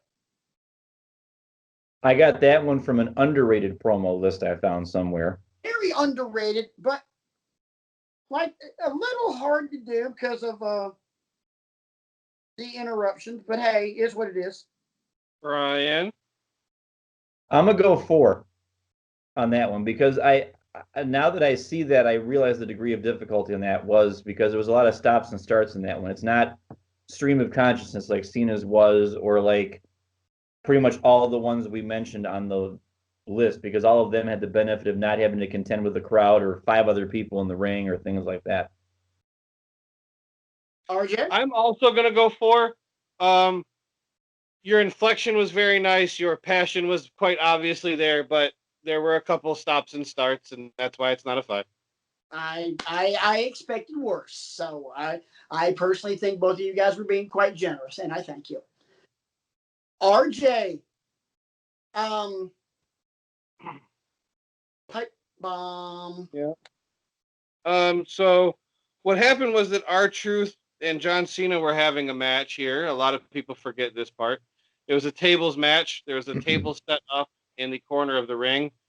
CM Punk with his wrist tape and slick back hair and black t-shirt got in the ring. I don't own a Stone Cold Steve Austin t-shirt. Got in the ring, distracted The Rock, and distracted John Cena. R-Truth put him through a table in the corner. CM Punk gets out of the ring, goes over to commentary, grabs the microphone, famously walks up the ramp, sits down Indian style, and sets. John Cena, while you lay there, hopefully as uncomfortable as you possibly can be, I want you to listen to me. I want you to digest this, because before I leave in 3 weeks with your WWE Championship, I've got a lot of things to get off my chest. I don't hate you, John. I don't even dislike you. I do like you. I like you a hell of a lot more than most of the people in the back. I hate this idea that you're the best. Because you're not. I'm the best. I'm the best in the world. There's one thing you're better at than me, and that's kissing Vince McMahon's ass. You're as good at kissing Vince's ass as Hulk Hogan was. I don't know if you're as good as Dwayne, though. He's a pretty good ass kisser. Always was and still is. Whoops. I'm breaking the fourth wall. I'm the best wrestler in the world.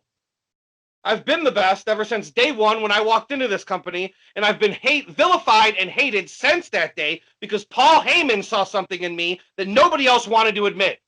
That's right. I'm a Paul Heyman guy. You know who else was a Paul Heyman guy? Brock Lesnar. And he split just like I'm splitting. But the difference between me and Brock is that I'm leaving with the WWE Championship. I've grabbed so many of Vincent K. McMahon's imaginary brass rings that I've come to realize that it's finally dawned on me that they're just that. Completely imaginary. The only thing that's real is me.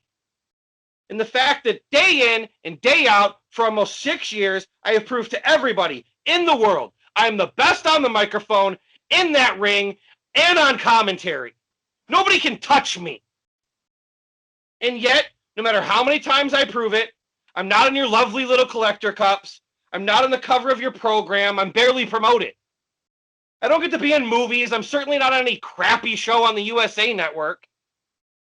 I'm not on the poster of WrestleMania. I'm not in the signature they produce at the beginning of the show. I'm not on Conan O'Brien, and I'm not on Jimmy Fallon. But the fact of the matter is that I should be. And trust me, this isn't sour grapes, but the fact that Dwayne is in the main event of WrestleMania next year and I'm not makes me sick.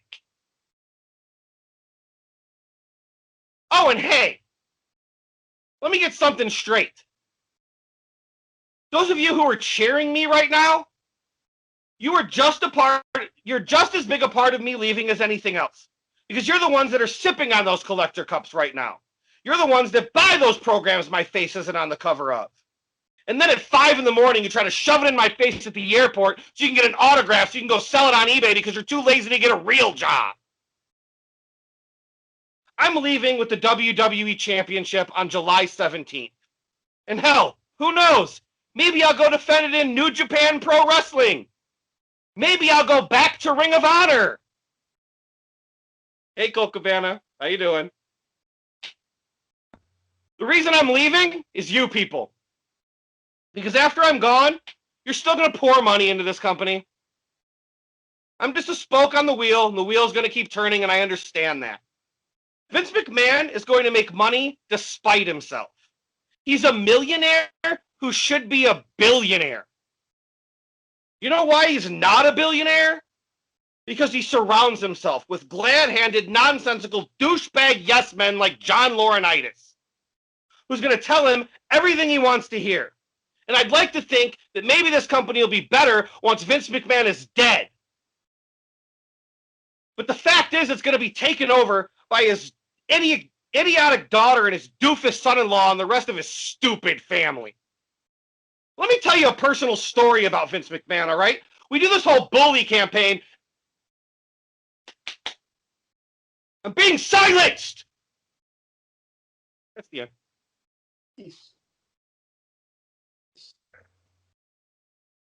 Pipe bomb. Brian. I have to do it. Do I have everybody's attention now?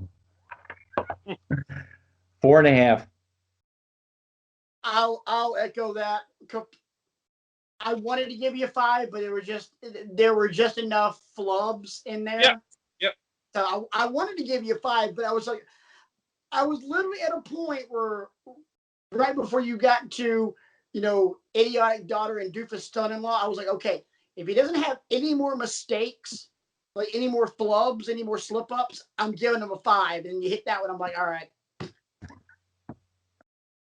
I do appreciate the wrist tape though, and the yeah, the head tilts. Hey, Colt Cabana, how you doing? Hey, Colt Cabana, how you doing? Oh, that's such a good promo. I'll be honest, I considered picking up my camera and moving it over here so that I could actually turn my head and wave, but that part of my house is really messy, so I didn't do that. You could, hey, for future reference, you could have just turned your chair. Yeah, that's true. There you go. So next we go to Brian. Back to Brian. What you got on this one again? Oh yeah, this is The Rock. Go home for Armageddon for the 6-man Hell in the Cell that I was at. Yes, indeedy. So, all right. Rock, we are less than a week away from one of the biggest challenges of your career. A match you've never competed in before. A Hell in a Cell match where you and 5 other men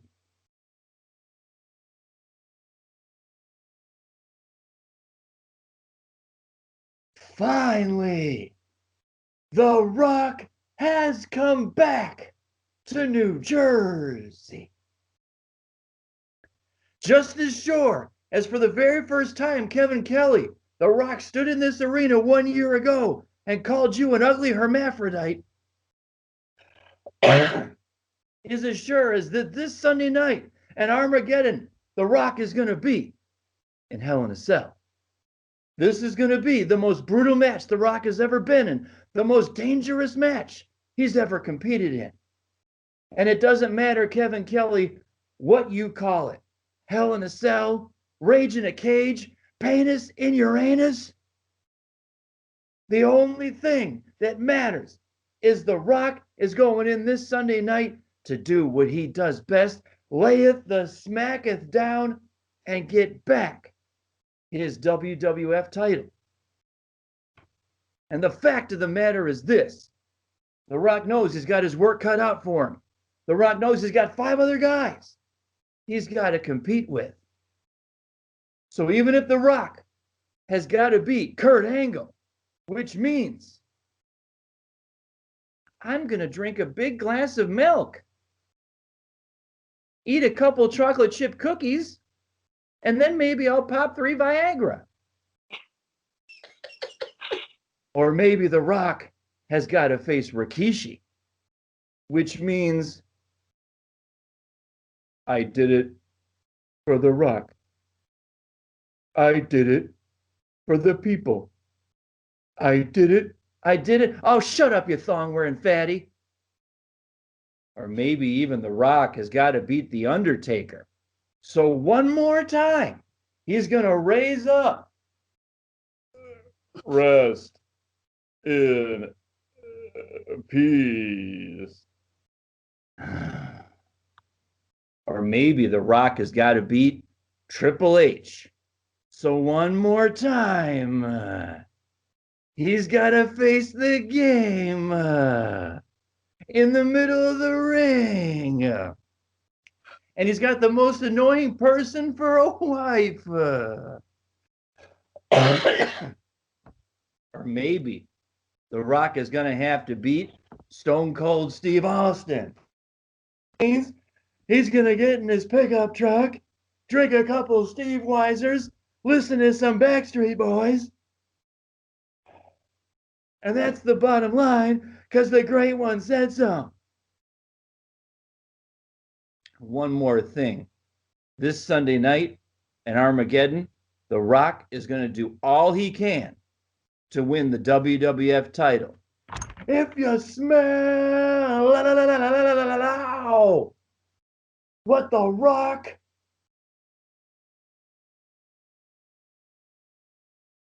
is cooking. Yeah. You had a 5 in my book when you nailed the part with Triple H. I mean, dude, I don't know if you were, but I'm mouthing along with you. He's gonna beat the game. I literally was mouthing along with him. Yes. Oh my. Full disclosure, the Lovebird made sure that I augmented that part a little bit, because even I had a problem going in with the one comment about Stephanie, and she's like, I don't think you want to say that. He didn't call Stephanie the most annoying person in the world. Right, Yeah, he did. I sanitize that. So And, perfectly acceptable. I don't know if RJ or I would have done it, but I would have said it for sure. What did he say? I'm not saying it. You all can go back and watch it if you don't remember. I will not. I promised her that I would not. And out of respect for Heather, I will just say maybe anybody that wants to know should just go watch the promo. Yeah. It was the first $2 in there. Okay, we're not. He won't even acknowledge that. All right. Well, here we go. I'm glad there's only 2 promos because I don't know that I can make it through a third. I'm starting to get a little parched. If I don't get a 5 on this, if I flub this up, I'm gonna be so pissed off at my wife. I will blame her. So, who was the old guy that was holding the mic for Dusty? Was that Bob Dowdle? I don't know who it was. Bob Caudle. So he welcomes the American Dream. Welcome back to the American Dream, Dusty Rhodes. Fans going crazy. You gotta make sure I'm not trying to laugh through this.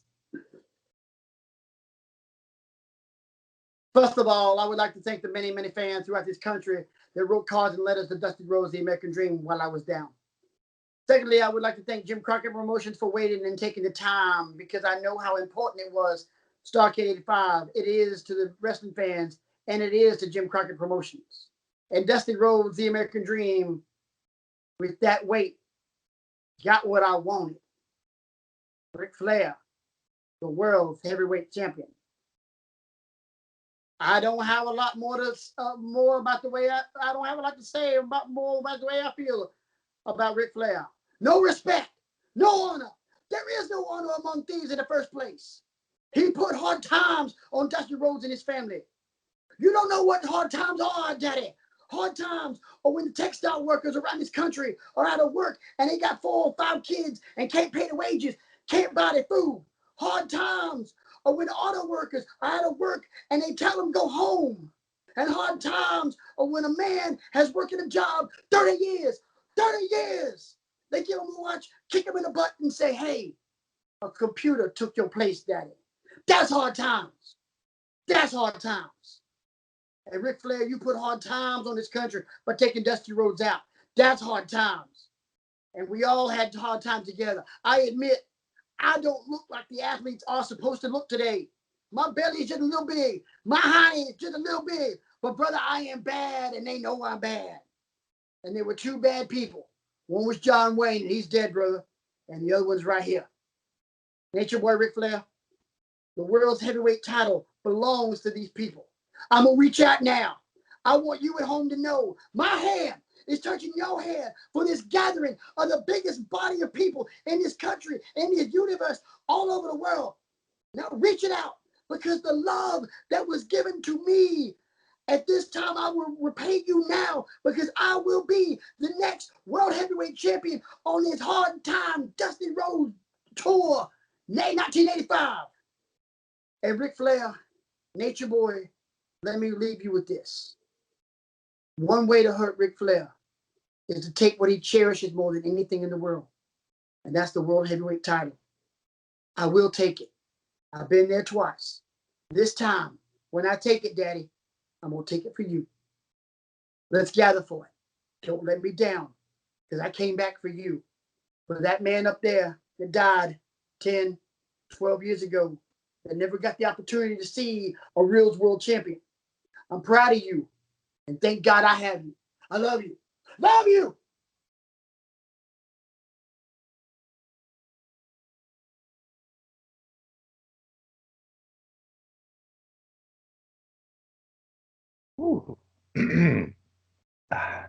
Cinco.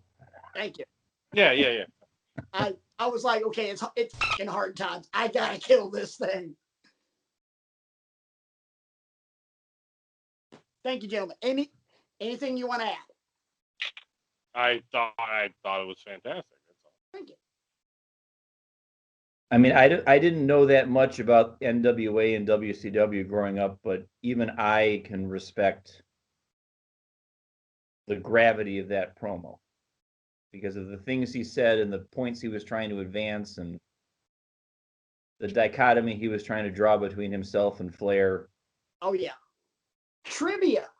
Do either one of you know who that man that died 10, 12 years ago was? I do not know. Hint, not John Wayne. Was it somebody from the plane crash? No. Jim Crockett Sr. Okay. Jim Crockett died before. Dusty was the first one from Jim Crockett Promotions to ever win the world title. And Jim died before Dusty won it. Big Jim died before Dusty won it. He didn't when he won it. It was when David and Jim Jr. were running JCP.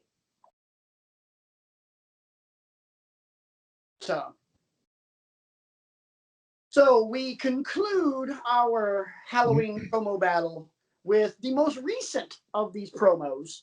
Absolutely. Cody Rhodes on Dynamite, roughly about a year ago. Yeah, I think it was November 5th. Yeah, November 5th. But it was correct me if I'm wrong, it was the go home for Full Gear. Yeah, for sure. And since we're coming up with the go home for Full Gear this coming Wednesday, a year ago. Yeah. You're welcome. Yeah, you're welcome. I don't have any props for this one. I didn't dye my hair blonde. I guess I do technically kind of have props for this one. Yeah, they're all behind you. No, well, I always have those. You'll see. All right, are we ready? Hit it. Of course. I'm not surprised. We're not surprised. The arrival of Chris Jericho in the Inner Circle, it's been blunt. Or to use a more apropos term, it's been strategic. They've taken a scalpel to the elite. But it's a short victory lap, men, and here is why. We were already looking for you. We looked within our own club at one point. We have searched all over the world for a card that we could put our names on them and match up with Matt Nick Jackson, with Kenny Omega, with Hangman Adam Page, with myself, hell, with my brother.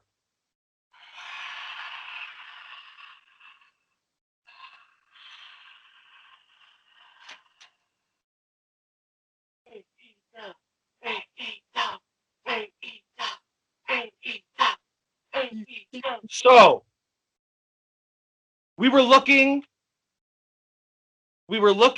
and you found us. So November 9th, this Saturday, I find myself on the marquee with our AEW World Champion, Chris Jericho.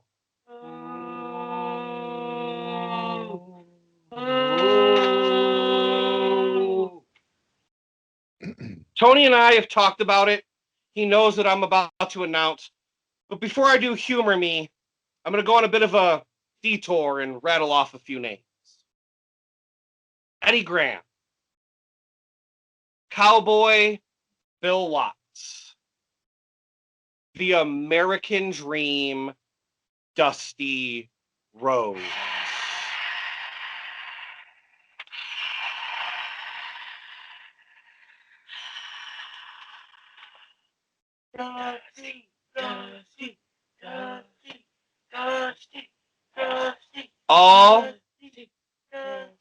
All of them were titans in our business. They were the best bell to bell, and they were the best at the box office. And for those that saw them with their own eyes, those memories reverberate in their hearts. It is a good feeling. It is positive.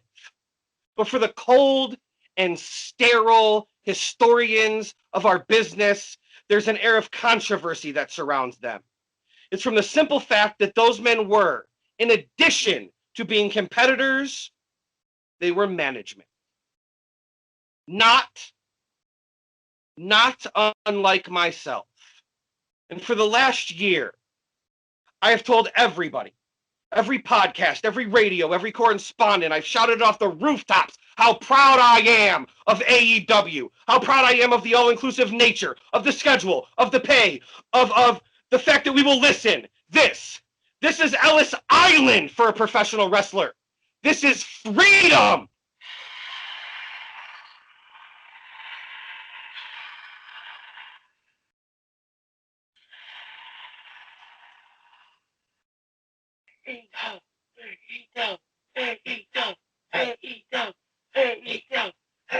So, when I hear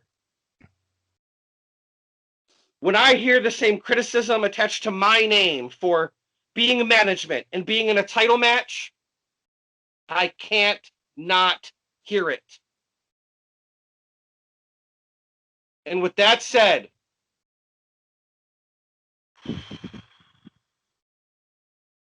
I am announcing that if I do not defeat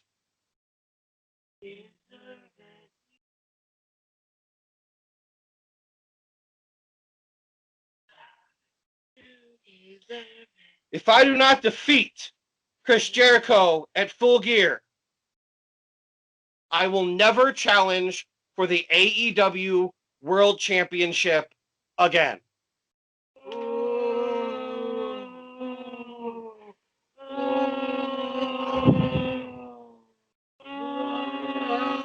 Chris Jericho, that is a very big if. It's not an encumbrance. It's not an albatross that's going to sit on your chest and weigh you down. It is going to vanish. You have taken to calling my lot entitled millennials. You have called me an entitled millennial bitch. I neglected to read in your best-selling book, A Lion's Tale, which you can find on Amazon for $3 or at any flea market. I neglected to read the upbringing you had that was so hard. You talked about my silver spoon. Gosh, it must have been so difficult being the upper-class son of a famous hockey player. It is almost like we shared the same exact silver spoon, you stupid dick. You've dismissed every accomplishment I've made. You've talked about my father. Well, you've called me an entitled millennial. I call you a carny succubus. Because the dirty little secret about you, is you need this generation more than it needs you. And you've surrounded yourself with impressionable youth. This isn't about my dad. This isn't about the dead, it's about the living. It's about my mother. It's about my sister. It's about my wife. It's about the 14 years it took me to go from undesirable to ungoddamn deniable.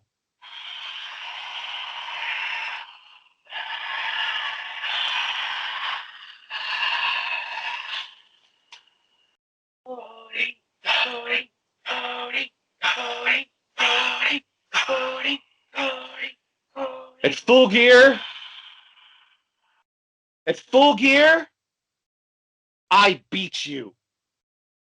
I become the world champion, and you fall back into your circle, your inner circle. And you let them know the ground should be rumbling between their feet because the elite are coming. And when the elite and the inner circle square off, it'll be a match beyond, and we are going to eat you alive.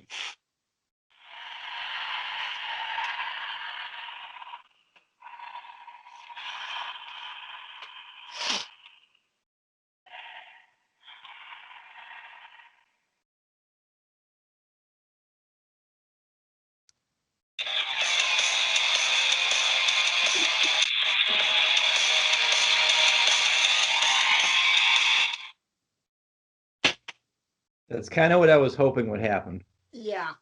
Right, so because you used, and I can only imagine that would be both. I can only imagine that is both Adrian and Logan. It is. All right, hi guys. uh, so since you incorporated sound effects from my nephew and my sister-in-law, I'm just gonna be a dick and say you cheated, and I'm gonna give you a 1. I'm kidding.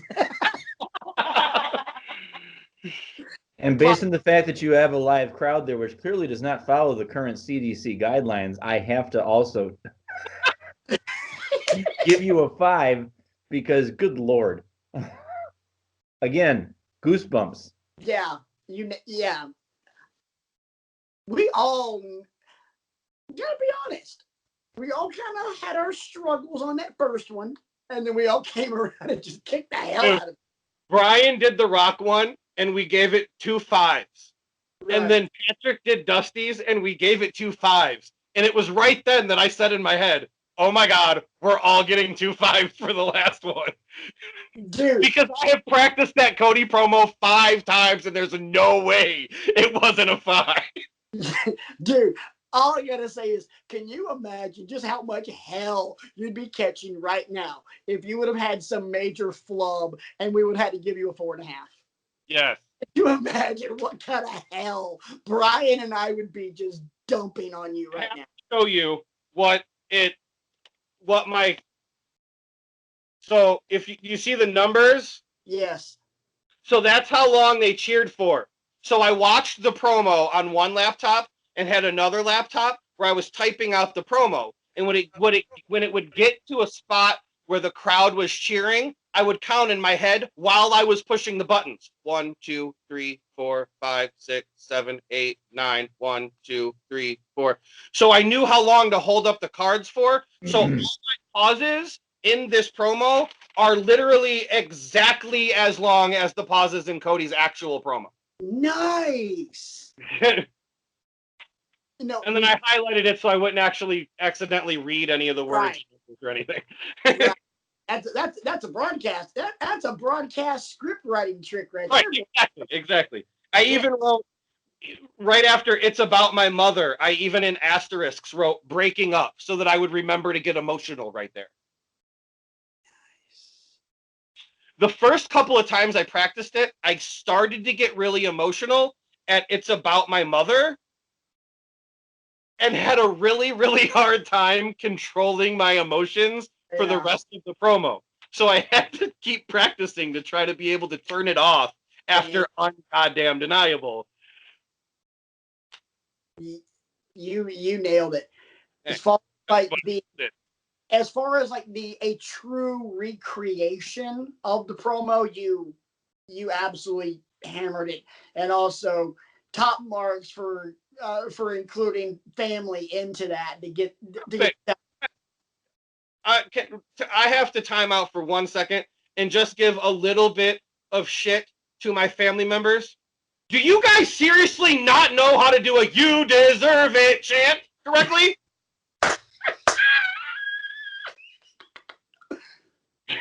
All right, I'm going to retract my 5 because so hard not to break. I was like, what are they doing? No.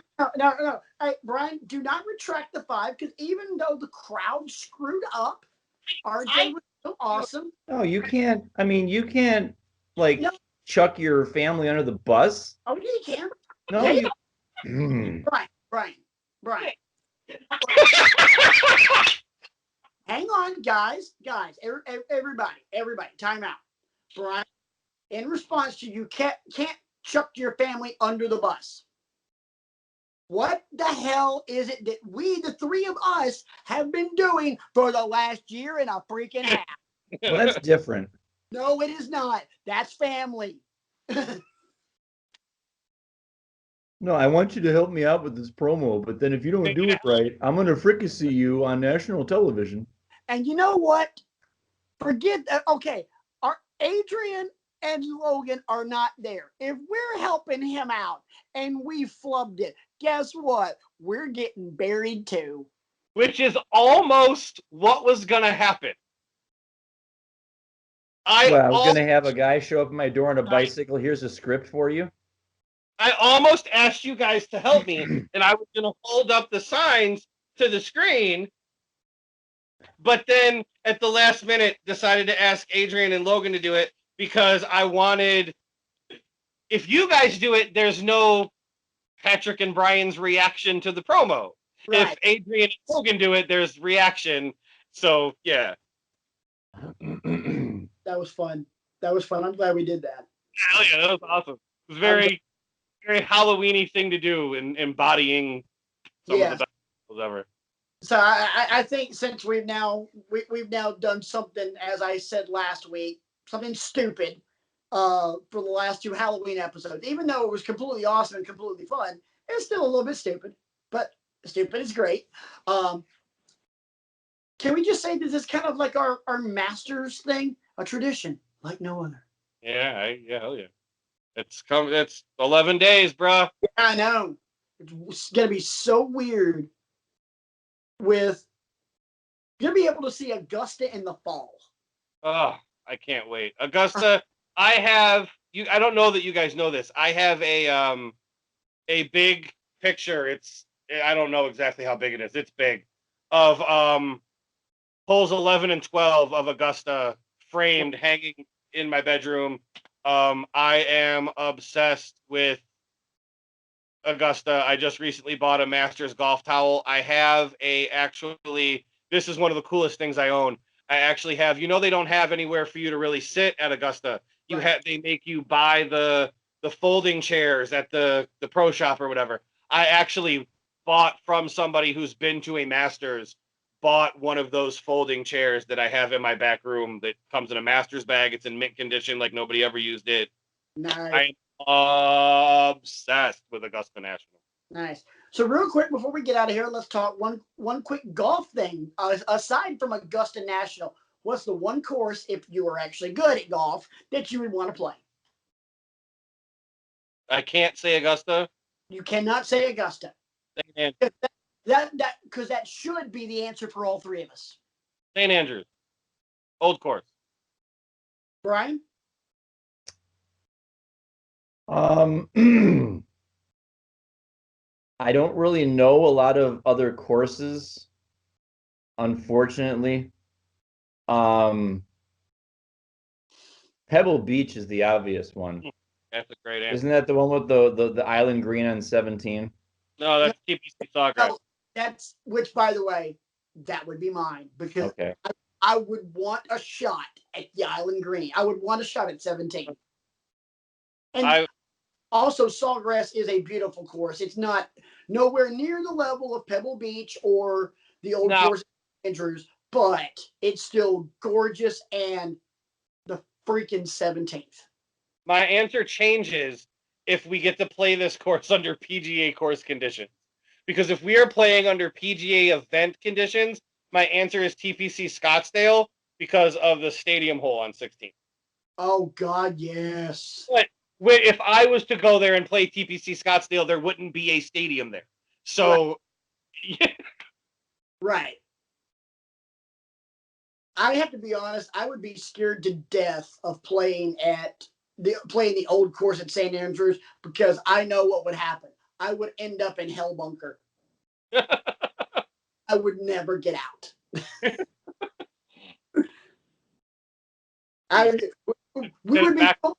We would be filming Golfing with Egos. I would go into that hole and then we would edit it out, edit it with the little SpongeBob things.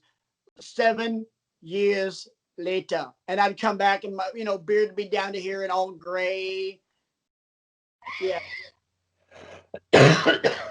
Thanks. What year is it? 2037. Yeah, 20. Who's the president? Bieber. Shane? No, Justin. Shane? I dropped my ballot off at the Board of Elections today. Yay. Nice. Vote. Yes. It's probably going to come out after it happens, but still vote. No, I'm probably gonna get it. Yeah, it'll probably be up after the election. But yeah, seriously, go vote. My personal opinion: if you don't vote, you don't get to bitch. Logan's freaking out right now because he took the ride to the Board of Elections with me, and that's one of the things I told him was you're not allowed to complain if you don't vote. Yeah, if you don't vote, you don't get to bitch about how crappy the government is. True story. That's an opinion my mom is always. The lovebird and I know, and I'm sure these two guys know who they're voting for. We're not going to tell you because we're not going to kick up any sort of shit storms in Turd Town on that one. But lovebird and I postmarked our ballots. I really get to open that bottle of champagne on Tuesday night. Yeah. Well, I guess I'm opening it either way, either to celebrate the victory of the person who I voted for, or to get hammered because that person lost. Right. And honestly, a lot of people feel that way. But here's one thing, and this is gonna be like a Jerry Springer / rant mode on. Jerry Springer be good to one another / rant mode on. This ain't sports. This isn't a championship. Right. If your guy doesn't win, if you're voting for Biden and Trump wins, if you're voting for Trump and Biden wins, don't go pulling a Vancouver Canucks fan base and flipping over cars and burning couches because you guys blew it in Game 7 of the Stanley Cup Finals. And ultimately, we're all in this together. And our country is not going to get any better when we're all being assholes to one another. So you know what? If you're going to vote for Trump, vote for Trump. If you're going to vote for Biden, vote for Biden. Freaking vote. And when it's all said and done, here's a novel idea. Let's put our heads together and actually solve some problems, as opposed to turning a blind eye to what your news outlet of choice or your politician of choice is telling you to turn a blind eye to. Because guess what? The left will tell you that X, Y, and Z aren't problems, and they really are. The right will tell you that A, B, and C aren't really problems, and they actually are. The first step to solving your problem is admitting that you have a problem.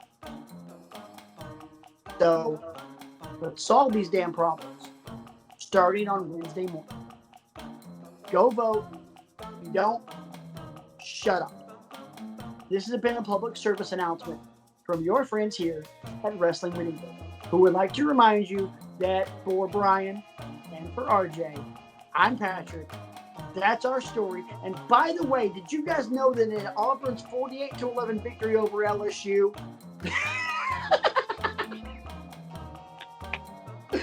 that's our story. We're sticking to it. We'll see you next week, guys.